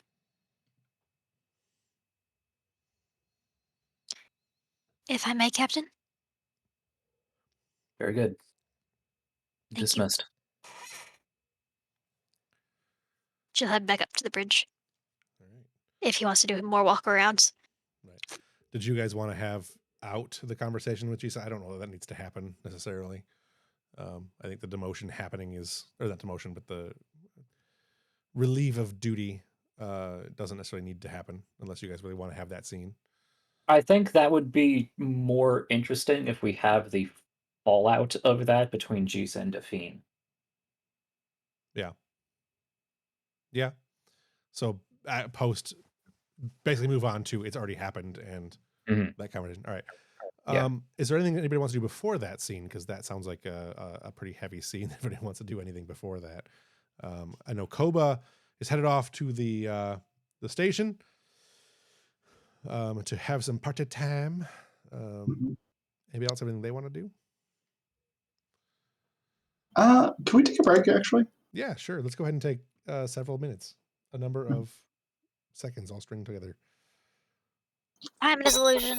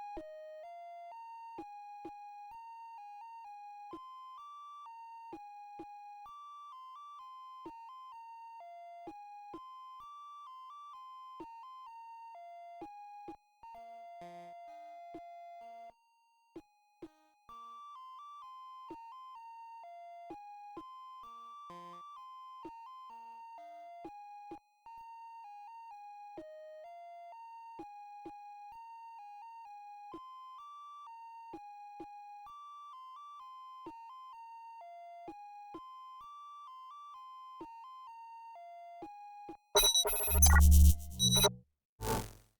clicked the button. I clicked the button. I did. The clock is a lie. All right, we are back. With that, let's go ahead and have the scene. I think we're going to do is Kendall, the character, not the player, and Define, the character, not the player. And where do you guys want it? Where do you want that scene to happen? I definitely picture it at Dasabi's quarters. Okay. Yeah. Kavi, not Fiend. What's that? It's I a grabbed Dasabi, not Fiend. You're all the same person. Well, I mean, That's Kendall and Define are definitely played by the same person. yes. I don't know what you're talking about. Koba and Coaster have two very different names that could never be mistaken for each other. I have the right two characters sitting on the screen. So that's what I cared about.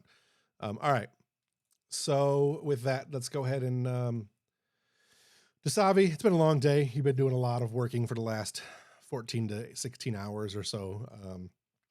Battle and doing all the things. You've gone back to your quarters. You've gotten a little shower in, a little sonic shower, getting ready to settle down for maybe a late night perusal of your paperwork or reading or whatever you're going to do. When there's a chime at the door.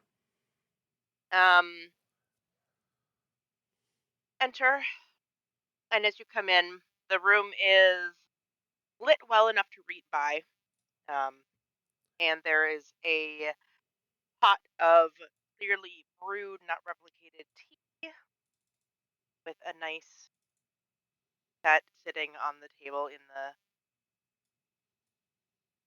as it were. There's a senior officer's quarters. I actually had a thing for that. Look at that. Look at that. I wish I knew who these came from. I do want to give thanks to whoever made these. Unfortunately, I don't know who it was. So sorry.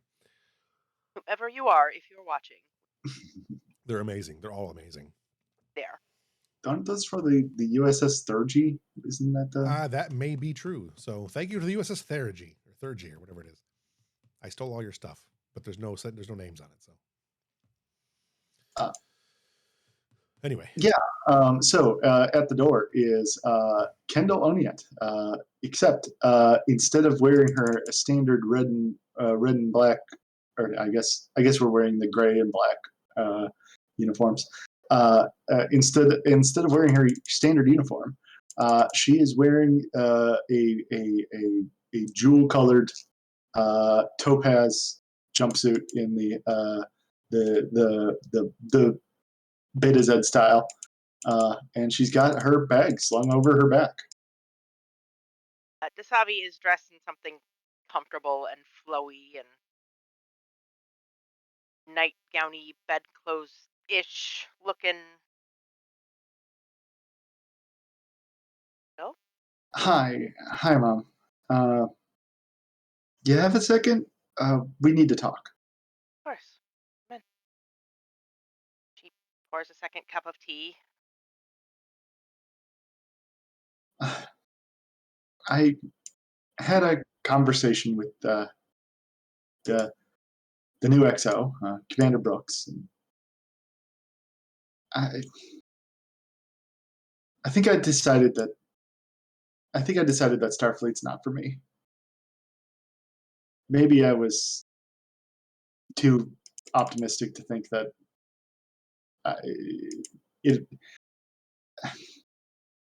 I think maybe that this is what's best for everyone.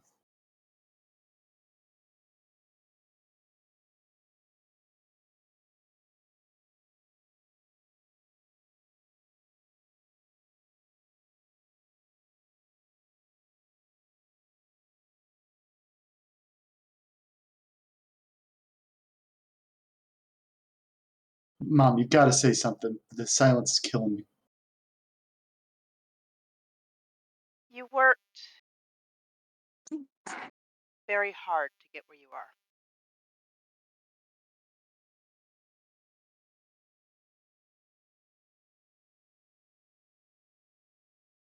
What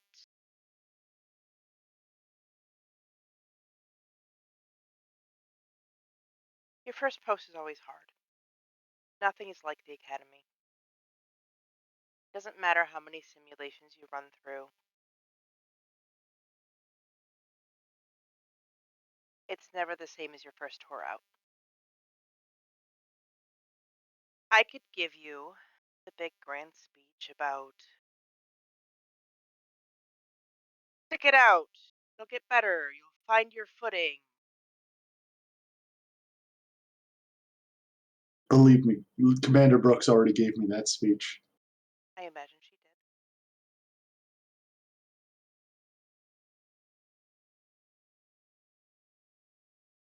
What do you mean by best for everyone?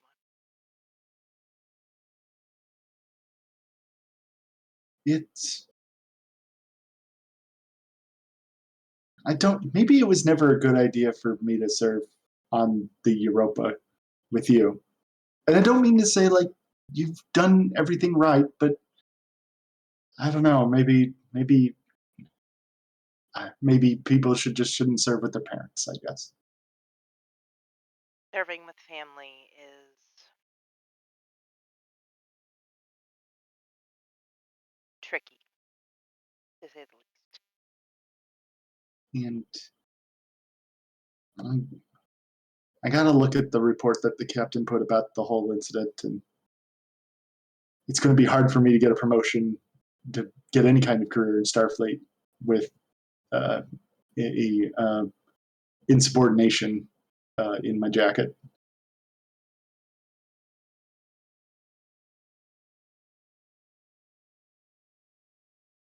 Yes and no. It was your, if not first, one of your first away missions. It was very unique circumstances. And we won't talk about how many insubordinations might or may not be in my jacket. And she just Well, smiles fondly at Kendall. maybe I'm just not as tough as you. And sorry, that sounded petty.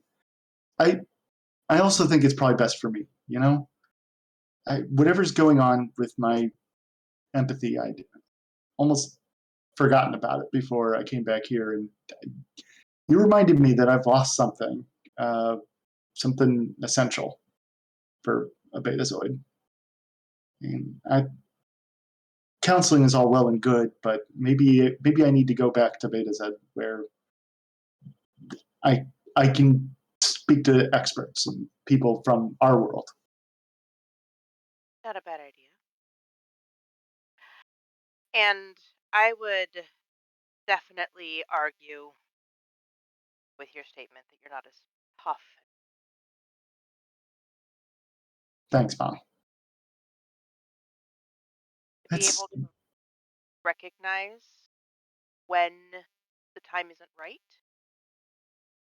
instead of trying to stubbornly power through takes a great deal more strength than people. thanks. I've I've got to say it's kind of nice being able to call you Mom rather than Commander.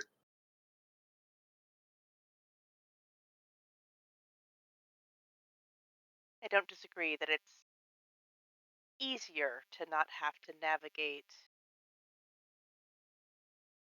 which hat I'm wearing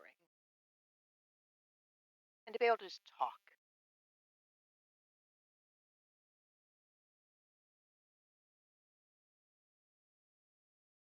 Yeah, we'll keep in touch, and I don't know, maybe I'll come visit.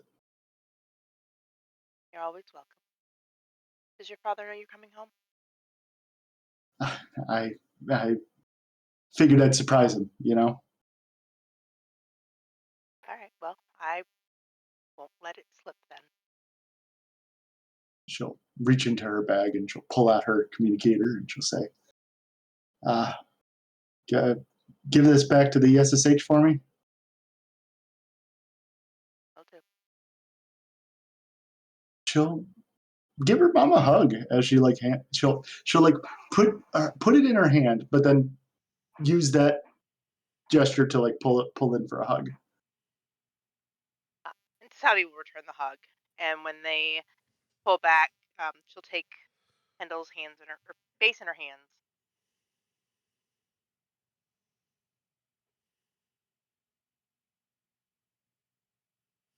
What whatever you choose to do. Whether you come back to Starfleet, you stay on Beta Z, you whatever. Know that I will always be proud. Thanks, Mom. I love you. I love you too. That seems like a good place to wrap up the scene. All right, let's go to Kendall. Not Kendall. We did that already. Shut up. And Jesa and Daphne, having already heard of the things that are progressing, where do you guys want to have that conversation? Fiend's quarters. Okay. Sure. I think. So after, like, when we're off duty, Mhm. I would say that Jisa just walks into Daphne's quarters and just throws a pad across the room. If you break that, you're picking it up. Yeah, I'll pick the damn thing up. Come here. What's wrong? They took away my flight crew. They took away my wing. You put that wing together with your bare hands. There wouldn't be a wing if it wasn't for you. No, there wouldn't. I duct taped wings to those bozos. Well, did they take a pip? No. Well, there's that at least. Yeah, I suppose. I guess. You're Jisa, you'll earn it back. There is nobody in this ship who is half the pilot you are. Yeah, I know. So who's gonna command these idiots? If it's not for me, they'd be flying into asteroids. You are so attractive when you're confident.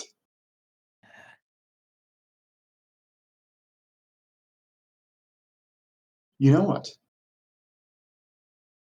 Maybe while the ship's in space dock, maybe we can take this opportunity to go on shore leave. We both got uh, leave saved up. And I don't mean to the station. We can do that anytime. I mean somewhere else. Maybe Andoria.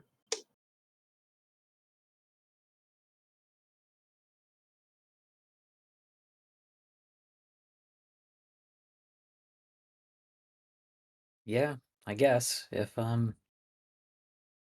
they let me off the ship, I'm probably not even supposed to be right now. I'm confined to quarters. Can you believe that? Confined to quarters. Well, then I suppose I'll be staying over at your place more often. But we'll request the leave. I can be. I don't know if you've noticed. I can be pretty convincing when I want to be. Yeah, that you can. That you can. I don't know. They they take away my flight crew, shove me in a little crew quarter, and send these guys to go fly out with who knows who. And you want to go on vacation? Sure, why not? I think she moves around so that way she can like rub Jiss's shoulders, and she says, it doesn't matter what they do to you. You if you set your mind to it, if they told you to swab all the decks on the ship, you would swab every deck uh, in you would be able to swab the deck so phenomenally that they would have to acknowledge how good you are. And no matter what position they give you, I am sure you will earn your position back.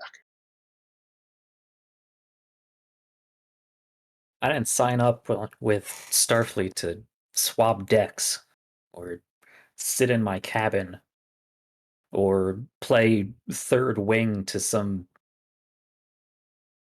idiot who barely passed simulation. I'm a damn good pilot. I could be a damn good pilot anywhere. Are you thinking of retiring?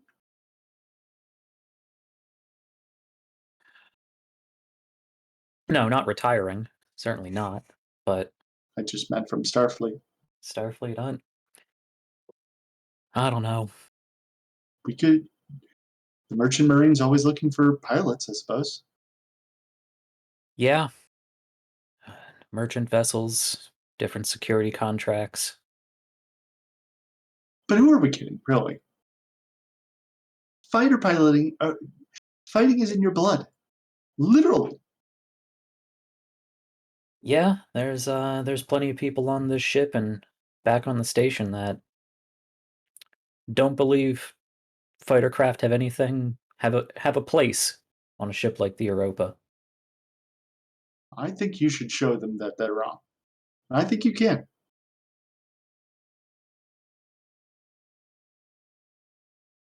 Yeah, well, at the very least, I gotta make sure these guys don't fly into each other. They would be lost without you. Who's going to lead them? Hotjaw? Yeah, right? Hotjaw. Ah, The only thing he's good at navigating is his face into the deck plating. They'll give them 2 weeks in the command of the squadron, and they'll be begging you to take over again. I promise you. Yeah, we'll see. We'll see. But Maybe it'll take a few board conversions to You shoot one bratty ensign. well, I don't know how many Brady Ensigns you expect to be able to shoot.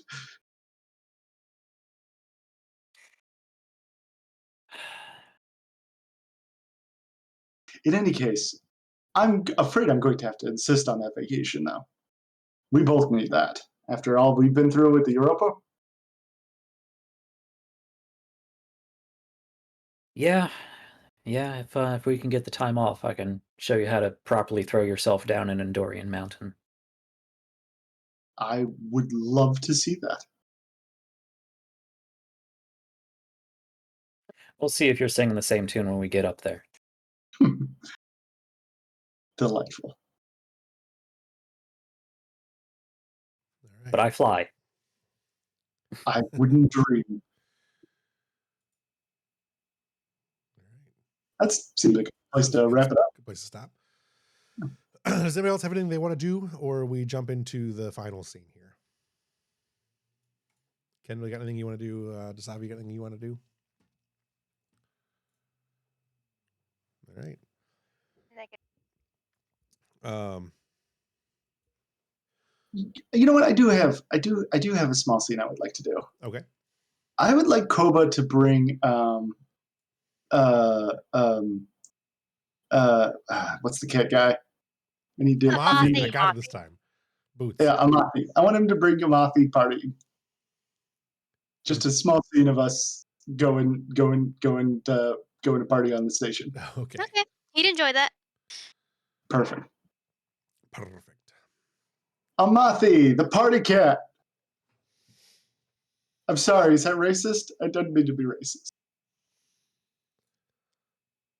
I can't tell at this point. Just raises his glasses and veil. So, how is your first tour worked out? Pretty well. My fur hasn't been burnt yet, so I'm excited about that. Always a happened plus. Yeah, that happened a couple times while I was at the academy. Don't ask how. It's no. He'll take a drink and push it in front of you. No, you'll tell me before the end of the night. I'm going to find out. It'll take more than two. Let me tell you that. Barking. 5 more. I think that's a good place to wrap it up. I didn't have too much planned. All right. So with that, Ambrose going to her quarters, or are you waiting for her to come to your quarters? I assume either one works for me. She would come and see you, or you can go and see her.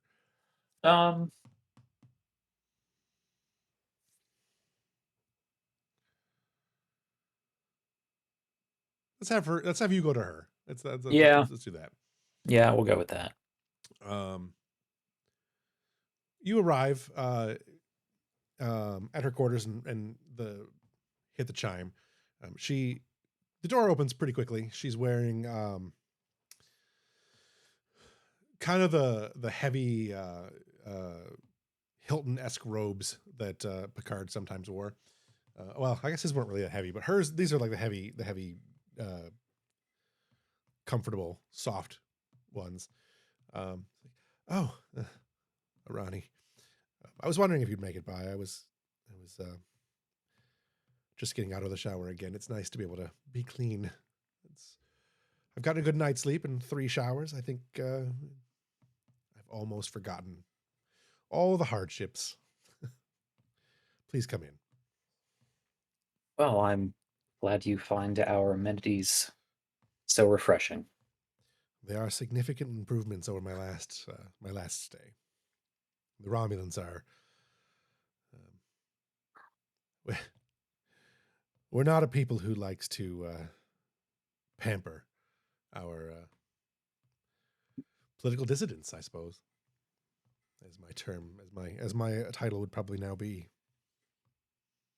Right. Well, from what I understand, you're in good company. You'll have to tell me about Mendek sometime. Something I need to know about. Can I get you something? Something to drink.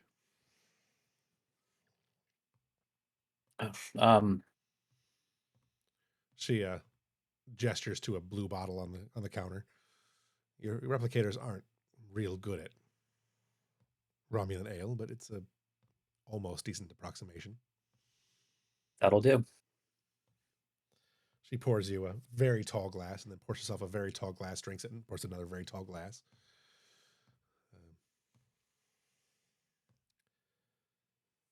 I want to thank you. There's no reason you needed to come, but I'm glad you did. It's certainly not Starfleet's. She kind of trails off. I did need to come. I wasn't going to leave you there.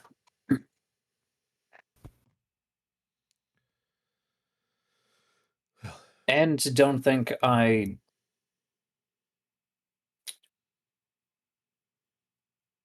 underestimate your position as political leverage.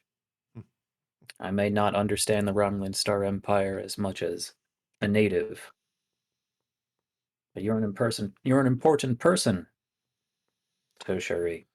Yes. I suspect you've discovered a few things. My grandfather is the current, or I don't know if he's still current or not, but the Praetor. Depends on who you ask, I suppose. It depends on how fast Sela will move now that I am free. How much she thinks she can handle Mendek. But that's... My grandfather and I were very close when I was young. The position of Praetor isn't hereditary, but it does tend to follow in a particular line of families. There's a lot of political infighting. There always is with the Romulans. I think this is true of nearly any massive organization. I know the Klingons have their moments. The Federation isn't immune from it either, but my grandfather... As much as we claim otherwise. Yes. My grandfather taught me a great deal about everything. After my parents were killed by the Tal Shiar, he essentially raised me. He used to tell me a story, sing me a lullaby, as it were. And she kind of heads over to the to a replicator and pushes a couple buttons, and the low in the background of the room, the music that you've been hearing over and over and over begins to play very low, and it's in a Romulan language. It's sung in Romulan. It's a story about a Mogai. I don't know if you know what a Mogai is, but a Mogai and a Thry. It's a large bird and a small, fierce predator, like a badger, perhaps. Anyways, they live near the Fire Falls in the Decon province. They formed a strong friendship. The story goes that they decided that they should make their homes together in a Ralctic tree. The Mogai built her nest high up in the branches of the big tree. The Thry nestled into the undergrowth in the roots. Together, they each produced their young and shared in their successes, hunted each other, but winter was cold, and the waters froze in the area, and the Mogai could no longer fish. Then one day the Thry was out in the range looking for food. The Mogai, starving and in need to feed her young ones, swooped down and seized upon one of the little cubs. And she used it to feed her starving chicks. When the Thry returned, it discovered what had happened and was saddened and grieved for the death of her young one and the inability to climb the tall tree. An adventure cub, she cried out in her sorrow and cursed the Mogai and her betrayal. She takes another drink of her thing and sets it down, and then she sits on the couch. Time passed, and the cold and hunger returned. The Mogai flew far from the safety of the tree to near where the people's village was. While hovering nearby, she saw the villagers cooking some fish on the small fire, and suddenly she swooped down and seized a piece of the flesh and carried it away back to her nest and carried with it a burning cinder. A strong breeze soon fanned the spark into a flame. She stands up and begins moving around again. And the Mogai chicks, as yet unfledged, helpless, were roasted in their nest and dropped down dead to the bottom of the tree, where the Thry gobbled them all up, and the helpless Mogai had to watch. It took me a very long time to take a meaning from the story that he told me.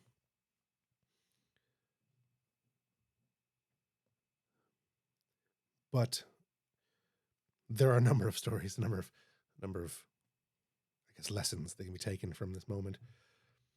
But the one that my grandfather insisted that I know was that a tyrant is never safe from those who they oppress.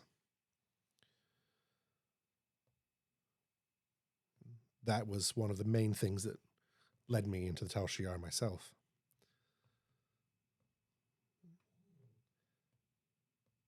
That and an incident with an orb that can be a topic for another day. But until now, my life has been the Empire. I have known little to nothing else. I have trusted little to no one else. You coming to not only the aid of me, but twice now you have served to strengthen the Empire. It may not appear that way now, but I believe that is what you've done. And that is not something I had ever expected to find when I first saw you aboard the Deep Space Nine. All those, 2 years ago now, almost 3. Honestly, I didn't think you liked me very much. She kind of smiles.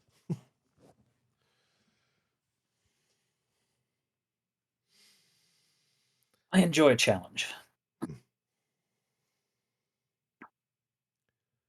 I cannot, I think, express to you my gratitude. And I cannot, as of yet, fully understand your reasonings or this connection that we seem to have. But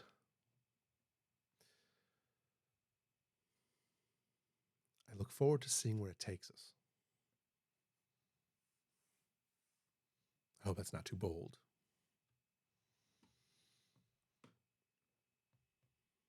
She gets fairly close.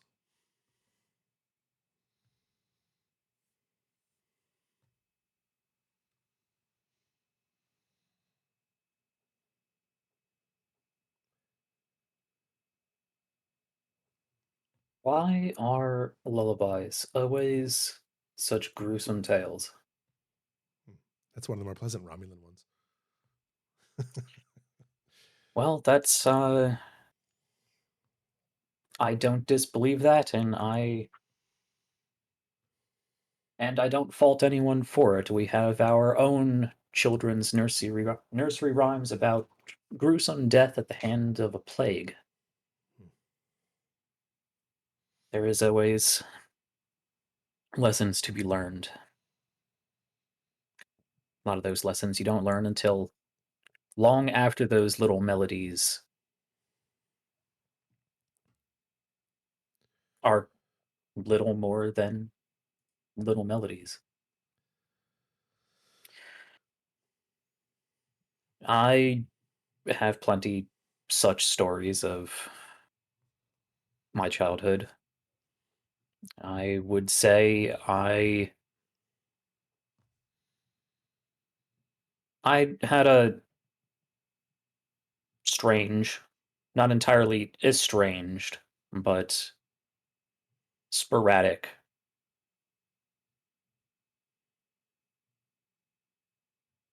but fond relationship with my own father. He was an ambassador of sorts. This was, of course, before the Dominion, before the Borg. Back when I believed the Federation's greatest threat was your own people. Hmm.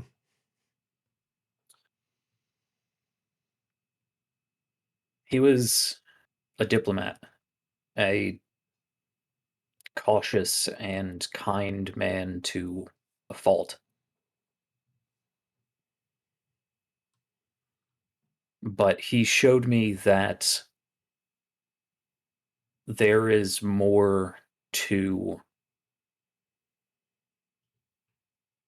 the galaxy, to the space we fly in, than just the Federation and its principles. I'm a Starfleet man through and through. I always have been. That's how I was raised. That's what I fought for.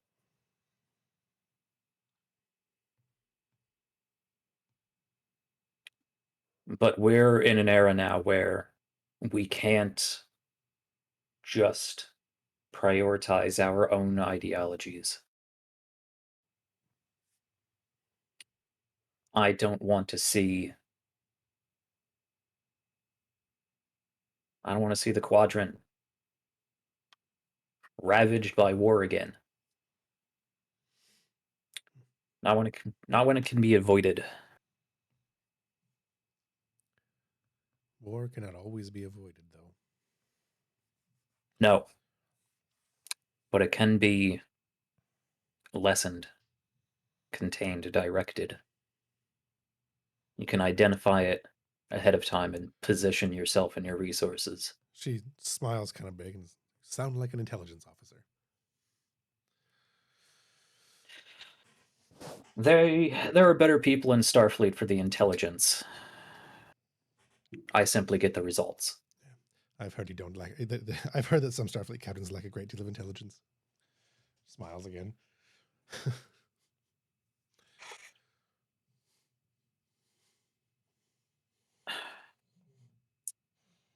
Well, regardless, I think this is just the beginning of whatever this new relationship is between your people and mine.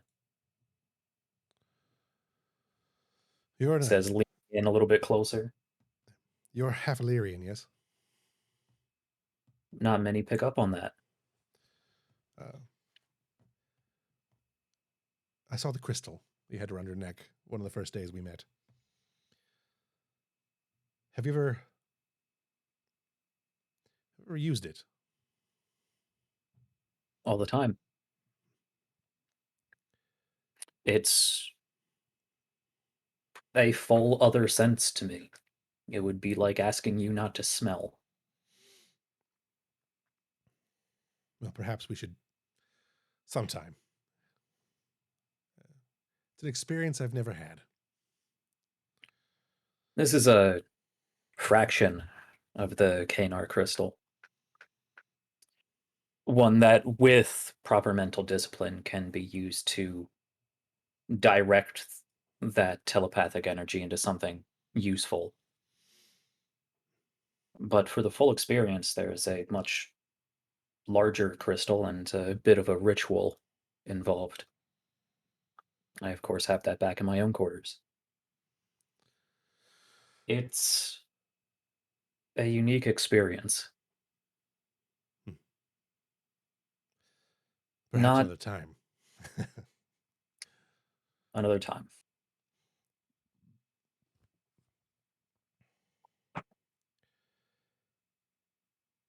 She steps in closer and puts her hand kind of just above your heart on this side and leans in for a kiss on the cheek. I really do thank you, Commander. It has been a very long, Captain. Sorry, Captain.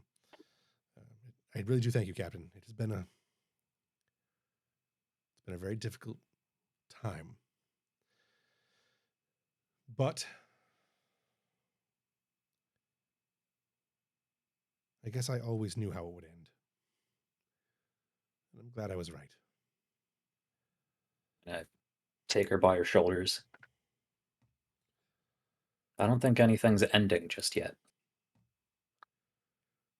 She smiles and leans up for a kiss. And I think that's a good place to end it. Yeah.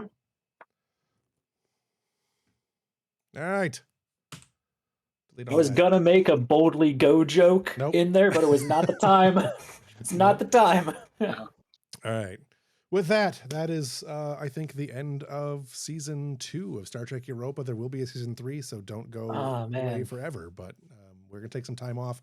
Evelyn's going to be out of the viable country. She's going to be in Florida, so that's, questionable as far as the states go. But better than Ohio. Not from wrong. Texas. It's true. It's true. Kendall will also not be around, so we have some time where we're going to take a break. There may be some other games we run, or I at least run. In the meantime, just to palate cleanse and get some stuff going. And we will come back for season 3 as soon as we know when we're coming back for season 3. In the meantime, let's go ahead and do our rapid questions. What moment stands out most to you guys tonight? The really sad Romulan bedtime story. I wrote that almost a year ago.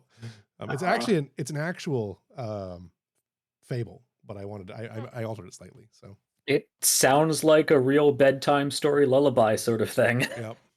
Yeah, I think they are usually disturbingly gruesome. Yeah. I went through a lot of Aesop's fables, and I think that's where I got that from Aesop, and I modified it obviously to fit some Romulan stuff. But yeah. Anybody else have a moment that stands out to them? I liked Kendall's resignation to decide. I like that moment, and that was really good. So I enjoyed it. Yeah. I enjoy when bad things happen to my characters because it means I get to have really sad scenes. Mm-hmm. Yeah, it was very touching in a bittersweet kind of way. Yeah. Yeah, I thought it was a scene. It's always good to end a season on a low note. Anybody else have anything for that one? What moment? what role-playing moment do you think best exemplified someone's character tonight? I thought Ambrose's obviously the scene with Toshiri was pretty good. I think what defined to me a character tonight was Ambrose and Brooks having a conversation. I felt Brooks was well defined in that scene. I think we got a good image of who she was.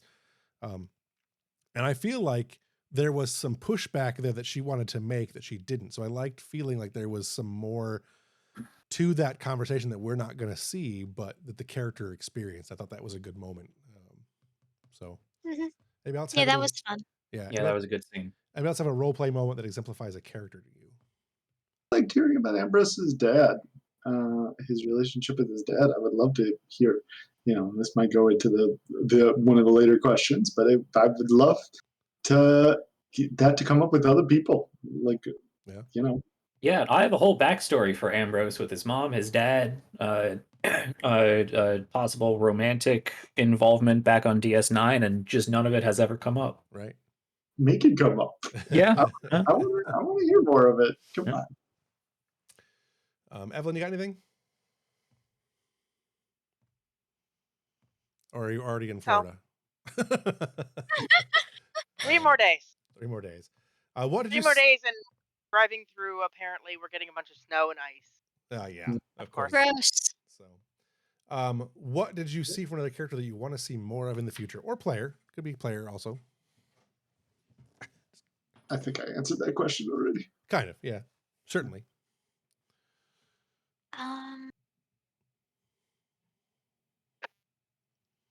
I really liked the Gisa Delphine conversation, and I can't wait to see where that goes. And I'd like to see more. I can't wait to see more spotlight put on them because of how the story's been turned with them. It was really fun to have something new to roleplay with those two. Like, Yeah. I feel like I'm really glad something bad happened to Jissa, just because it spurred that kind of conversation. Like, Right. Mhm. Yep. Yeah. Yeah, I definitely. We need something with Tong now. So Tong and Yezebeth as well, or whomever, because I really like the idea of getting more of those side stories like that going. The Jisoo and Delphine one really is interesting, and I want to see more of that for sure. And I think you're right. I think we had to have something for those two to talk about. Yeah. We need more ships on this ship. The love triangle. That's what needs to happen. Yeah, I thought about You just that want earlier. more conflict. You just want conflict. Yes, 100%. I'm not denying. Wait until Iceman shows up in the next season and replaces. And we'll see how that plays out. Maybe love triangle. I don't know. But I would agree. Yeah, I want to see more of Delphine keeping Jesus' shit together. Yeah. Yeah. Anything else anybody wants to add to that one? The session didn't have it. I mean, there was a lot going on, but there wasn't that much going on. That makes sense. I would love to see more of Eleanor's personal life. Yeah. We haven't gotten much of a look at what makes her tick. Right. Would love to see that as we go. Yeah, I will warn you, she will try and keep that as close to her chest as she possibly can. As does everybody else. Tell me what I need to do to make that happen, and I will make it happen. I promise. I am looking forward to. So here's another question we have never asked for. What are you looking forward to in season 3? What things do you want to for sure see in season 3? I definitely want to do that Andorian vacation. I'm not joking. I want to do that. That sounds fun. Could be fun. I don't know if it'll happen, but I would really like to see Jisa find a little humility, like recognizing that maybe my approach hasn't been so phenomenal, and I should kill my shit. That is about the look I expect. I am looking forward to Ambrose and Tana getting to know each other, and delving into Tana's Majoran spirituality.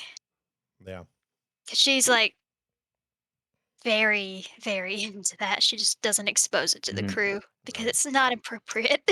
That would be a good tie-in, and I'm really hoping that there is a lot more Toshiri in season 3. I was hoping for a lot more in season 2, and she was pretty much absent for all of it. Right. Uh, but that little reveal at the end that she had an orb experience, that could be an interesting reason. Perhaps, perhaps not. We'll see.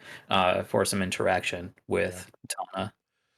Yeah. Toshiri had to go make a movie between seasons. She couldn't get contractually obligated. She couldn't Yeah. make it. So, but she's cleared up for season 3, at least the first half. So, I just had an idea.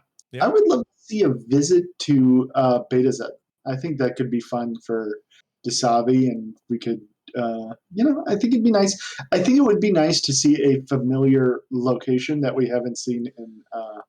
I definitely intend to have more stuff happening in we're going to be transferring back and forth between space quite a bit in season 3 because I have a number of stories I need to tell, and I'm still not done with the people and the Dajarin. There's also other stuff that we've hinted at that is going on in the expanse that we need to get to. Awesome. I'm not done with the pack lids either. You will see the pack lids again. And him. the thing I want to see in season 3, and I don't have any way to do it yet, but I really want to see it. I want to bring Brawl back. I think Brawl was probably my favorite NPC Bro was from pretty cool. the Yeah. whole show so far. I think I really liked Brawl, my boy. Mhm. Well, that'd be great. So, but yeah, we'll see. We're gonna see more stuff in the DS9 area. Beta Z, we can do that for sure. I don't know how it's all going to play out yet. I don't know what the progress is going to look like, but I definitely want to get some of that stuff in there. So, any about something they want to for sure see in season 3? I'm sure. Go ahead. I didn't mean to interrupt. I'd like to see Tong get more involved with Eva.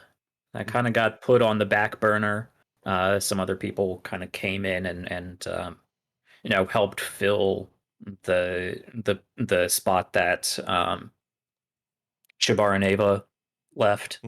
Um, but there's been a moment on our wish list that I've had for a while with Tong and Eva designing an avatar Yes. for Eva that I'd really like to get to. Because I think we haven't seen a lot of Eva this season, or at least the last half of Yeah. this season. So Yeah. it would be good to get Eva back into the main involvement in the show, and I think having a personification would help that. Yeah.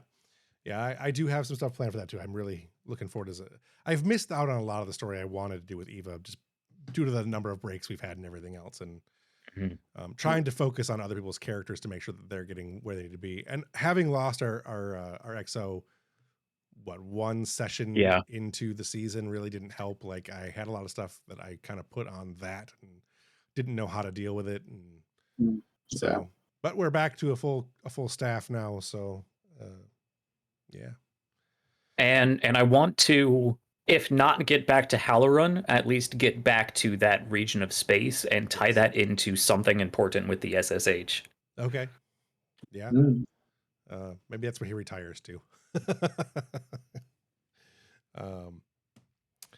Anybody else got anything? Brian, you were about to say something, I think. Oh, I was just gonna say, I'm sure I'll think of stuff before season 3 happens. Yeah. We'll put together a list and we'll see what happens. If you could change one thing about this session or this season, what would it have been? I mean, other than more games played, that's. Although we had, I think there's 26 total episodes, almost 26 total episodes. But how long did it take? Yeah, it took a long time. More counseling scenes. I look forward to that in the next season too. Yeah, I want to call more people out. Those are fun. Yeah. I don't know how to fit everything into the season. I don't know how to fit everything into an episode. There's so much stuff we want to do. It's so yeah. We'll get it all. We'll get it all in there.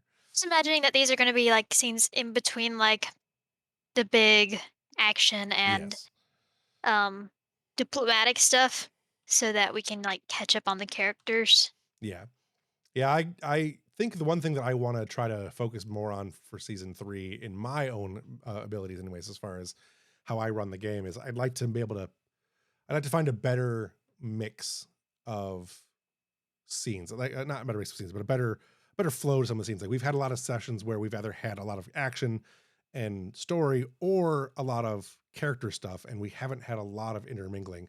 There's been a few episodes where we did it really well, and there's been a lot of episodes where we didn't do it really well. Everything has been there. I think all the episodes have been pretty good, but there's a lot of that dichotomy, and I'd like to be able to mesh more of that together. So Another thing I would change is Brooks and Dasavi having more conversations. Yeah. It's always nice to have more of the Doctor. We had a lot of the Doctor this year, but now that she's back to being a Doctor, there's a lot less for her to do. So being able to see that her relevance to the story maintained, I think, is really important. All right, I don't have anything else unless you guys want to add anything else to the things that we're talking about, or to add something else of your something else you want to throw in there. Evelyn's about to fall asleep, and it looks like Kendall's right behind. I'm super sleepy today. Yeah, It's already dark. it's been I dark mean, it's for been dark hours. for like 5 hours. Yeah. Yeah, and I managed to stay awake for this long. Yay! So, all right. Well, that is the end of season 2 of Star Trek Europa. Again, we will be back for season 3 when we get some time. We will let everyone know. Stay tuned to this channel. There is going to be a lot more of I'll be doing a lot more shorts on this channel, talking about other games, not just Star Trek. We'll talk about Dungeons and Dragons, Call of Cthulhu, Dungeon World. There's a lot to talk about with the current Hasbro crises. So I've got a lot to say about that, and we'll get into some of that on some of my shorts. Same thing on TikTok. Follow me there. There's also a Discord channel just for, there's two. There's one Discord channel just for Studio Tembo stuff, and one that's just for Star Trek stuff. So feel free to check those out. They're all in the links in my link tree, which is the top of the thing. Otherwise, it's Linktree Studio Tembo. You guys can find it all there. I definitely want to thank everybody for coming again. Brian, don't find him anywhere, has been a great. It's been great to have you on the show now for the whole time. I really enjoyed the game you ran. I'm so glad you were able to come. I'm looking forward to seeing you next season. And the geese. I'm looking forward to the geese too. Commander of the Great Goose Army. The Great Goose Army. Yep. Caffeinatrix, you can catch Evelyn over on her stuff with TikTok and St. P by Night. Kendall, you can also find at St. P by Night. I have forgot your handle though. Go ahead, tell us your handle again. Kendall the Elemental. Kendall the Elemental. I did know that. My brain is not working right either. And of course, Jack's got his shows coming up starting 2 weeks. I think it's 2 weeks. The 21st of January. 21st of January. That is not this Saturday, but the following Saturday. Yep, I'll be running Hero Quest at the shop that day. So, but check that out at RPGs Uncovered. Yeah. You know who doesn't care about the D&D OGL? This guy, because I focus on anything but D&D. So if you want to learn how to play a new game, find new recommendations, come check me out at RPGs Uncovered. Yep. We got a lot of great alternatives and more coming every month. Yep. So that's with that. I want to thank everybody who came by the show today and has come over the season, this whole season. We went from, I think, 7 or 8 subscribers at the start of the season to 50 plus now. And that's one season of on Twitch. I am super grateful for all of the fans who come and watch a show and who catch it on all of the other platforms that it's available on. So again, big, huge thank you to everybody there. I will be on Continuing Conversations and starting in 2 weeks. So we've already recorded the episodes that are there. I will be on the show pretty regularly through probably at least April or May. So catch me over there. It's on my channel. It's right here on Studio Tembo's channel. So with that, I don't have anything else. Anybody want to say anything else? Good. Anybody have their own special goodbyes they want to do? No?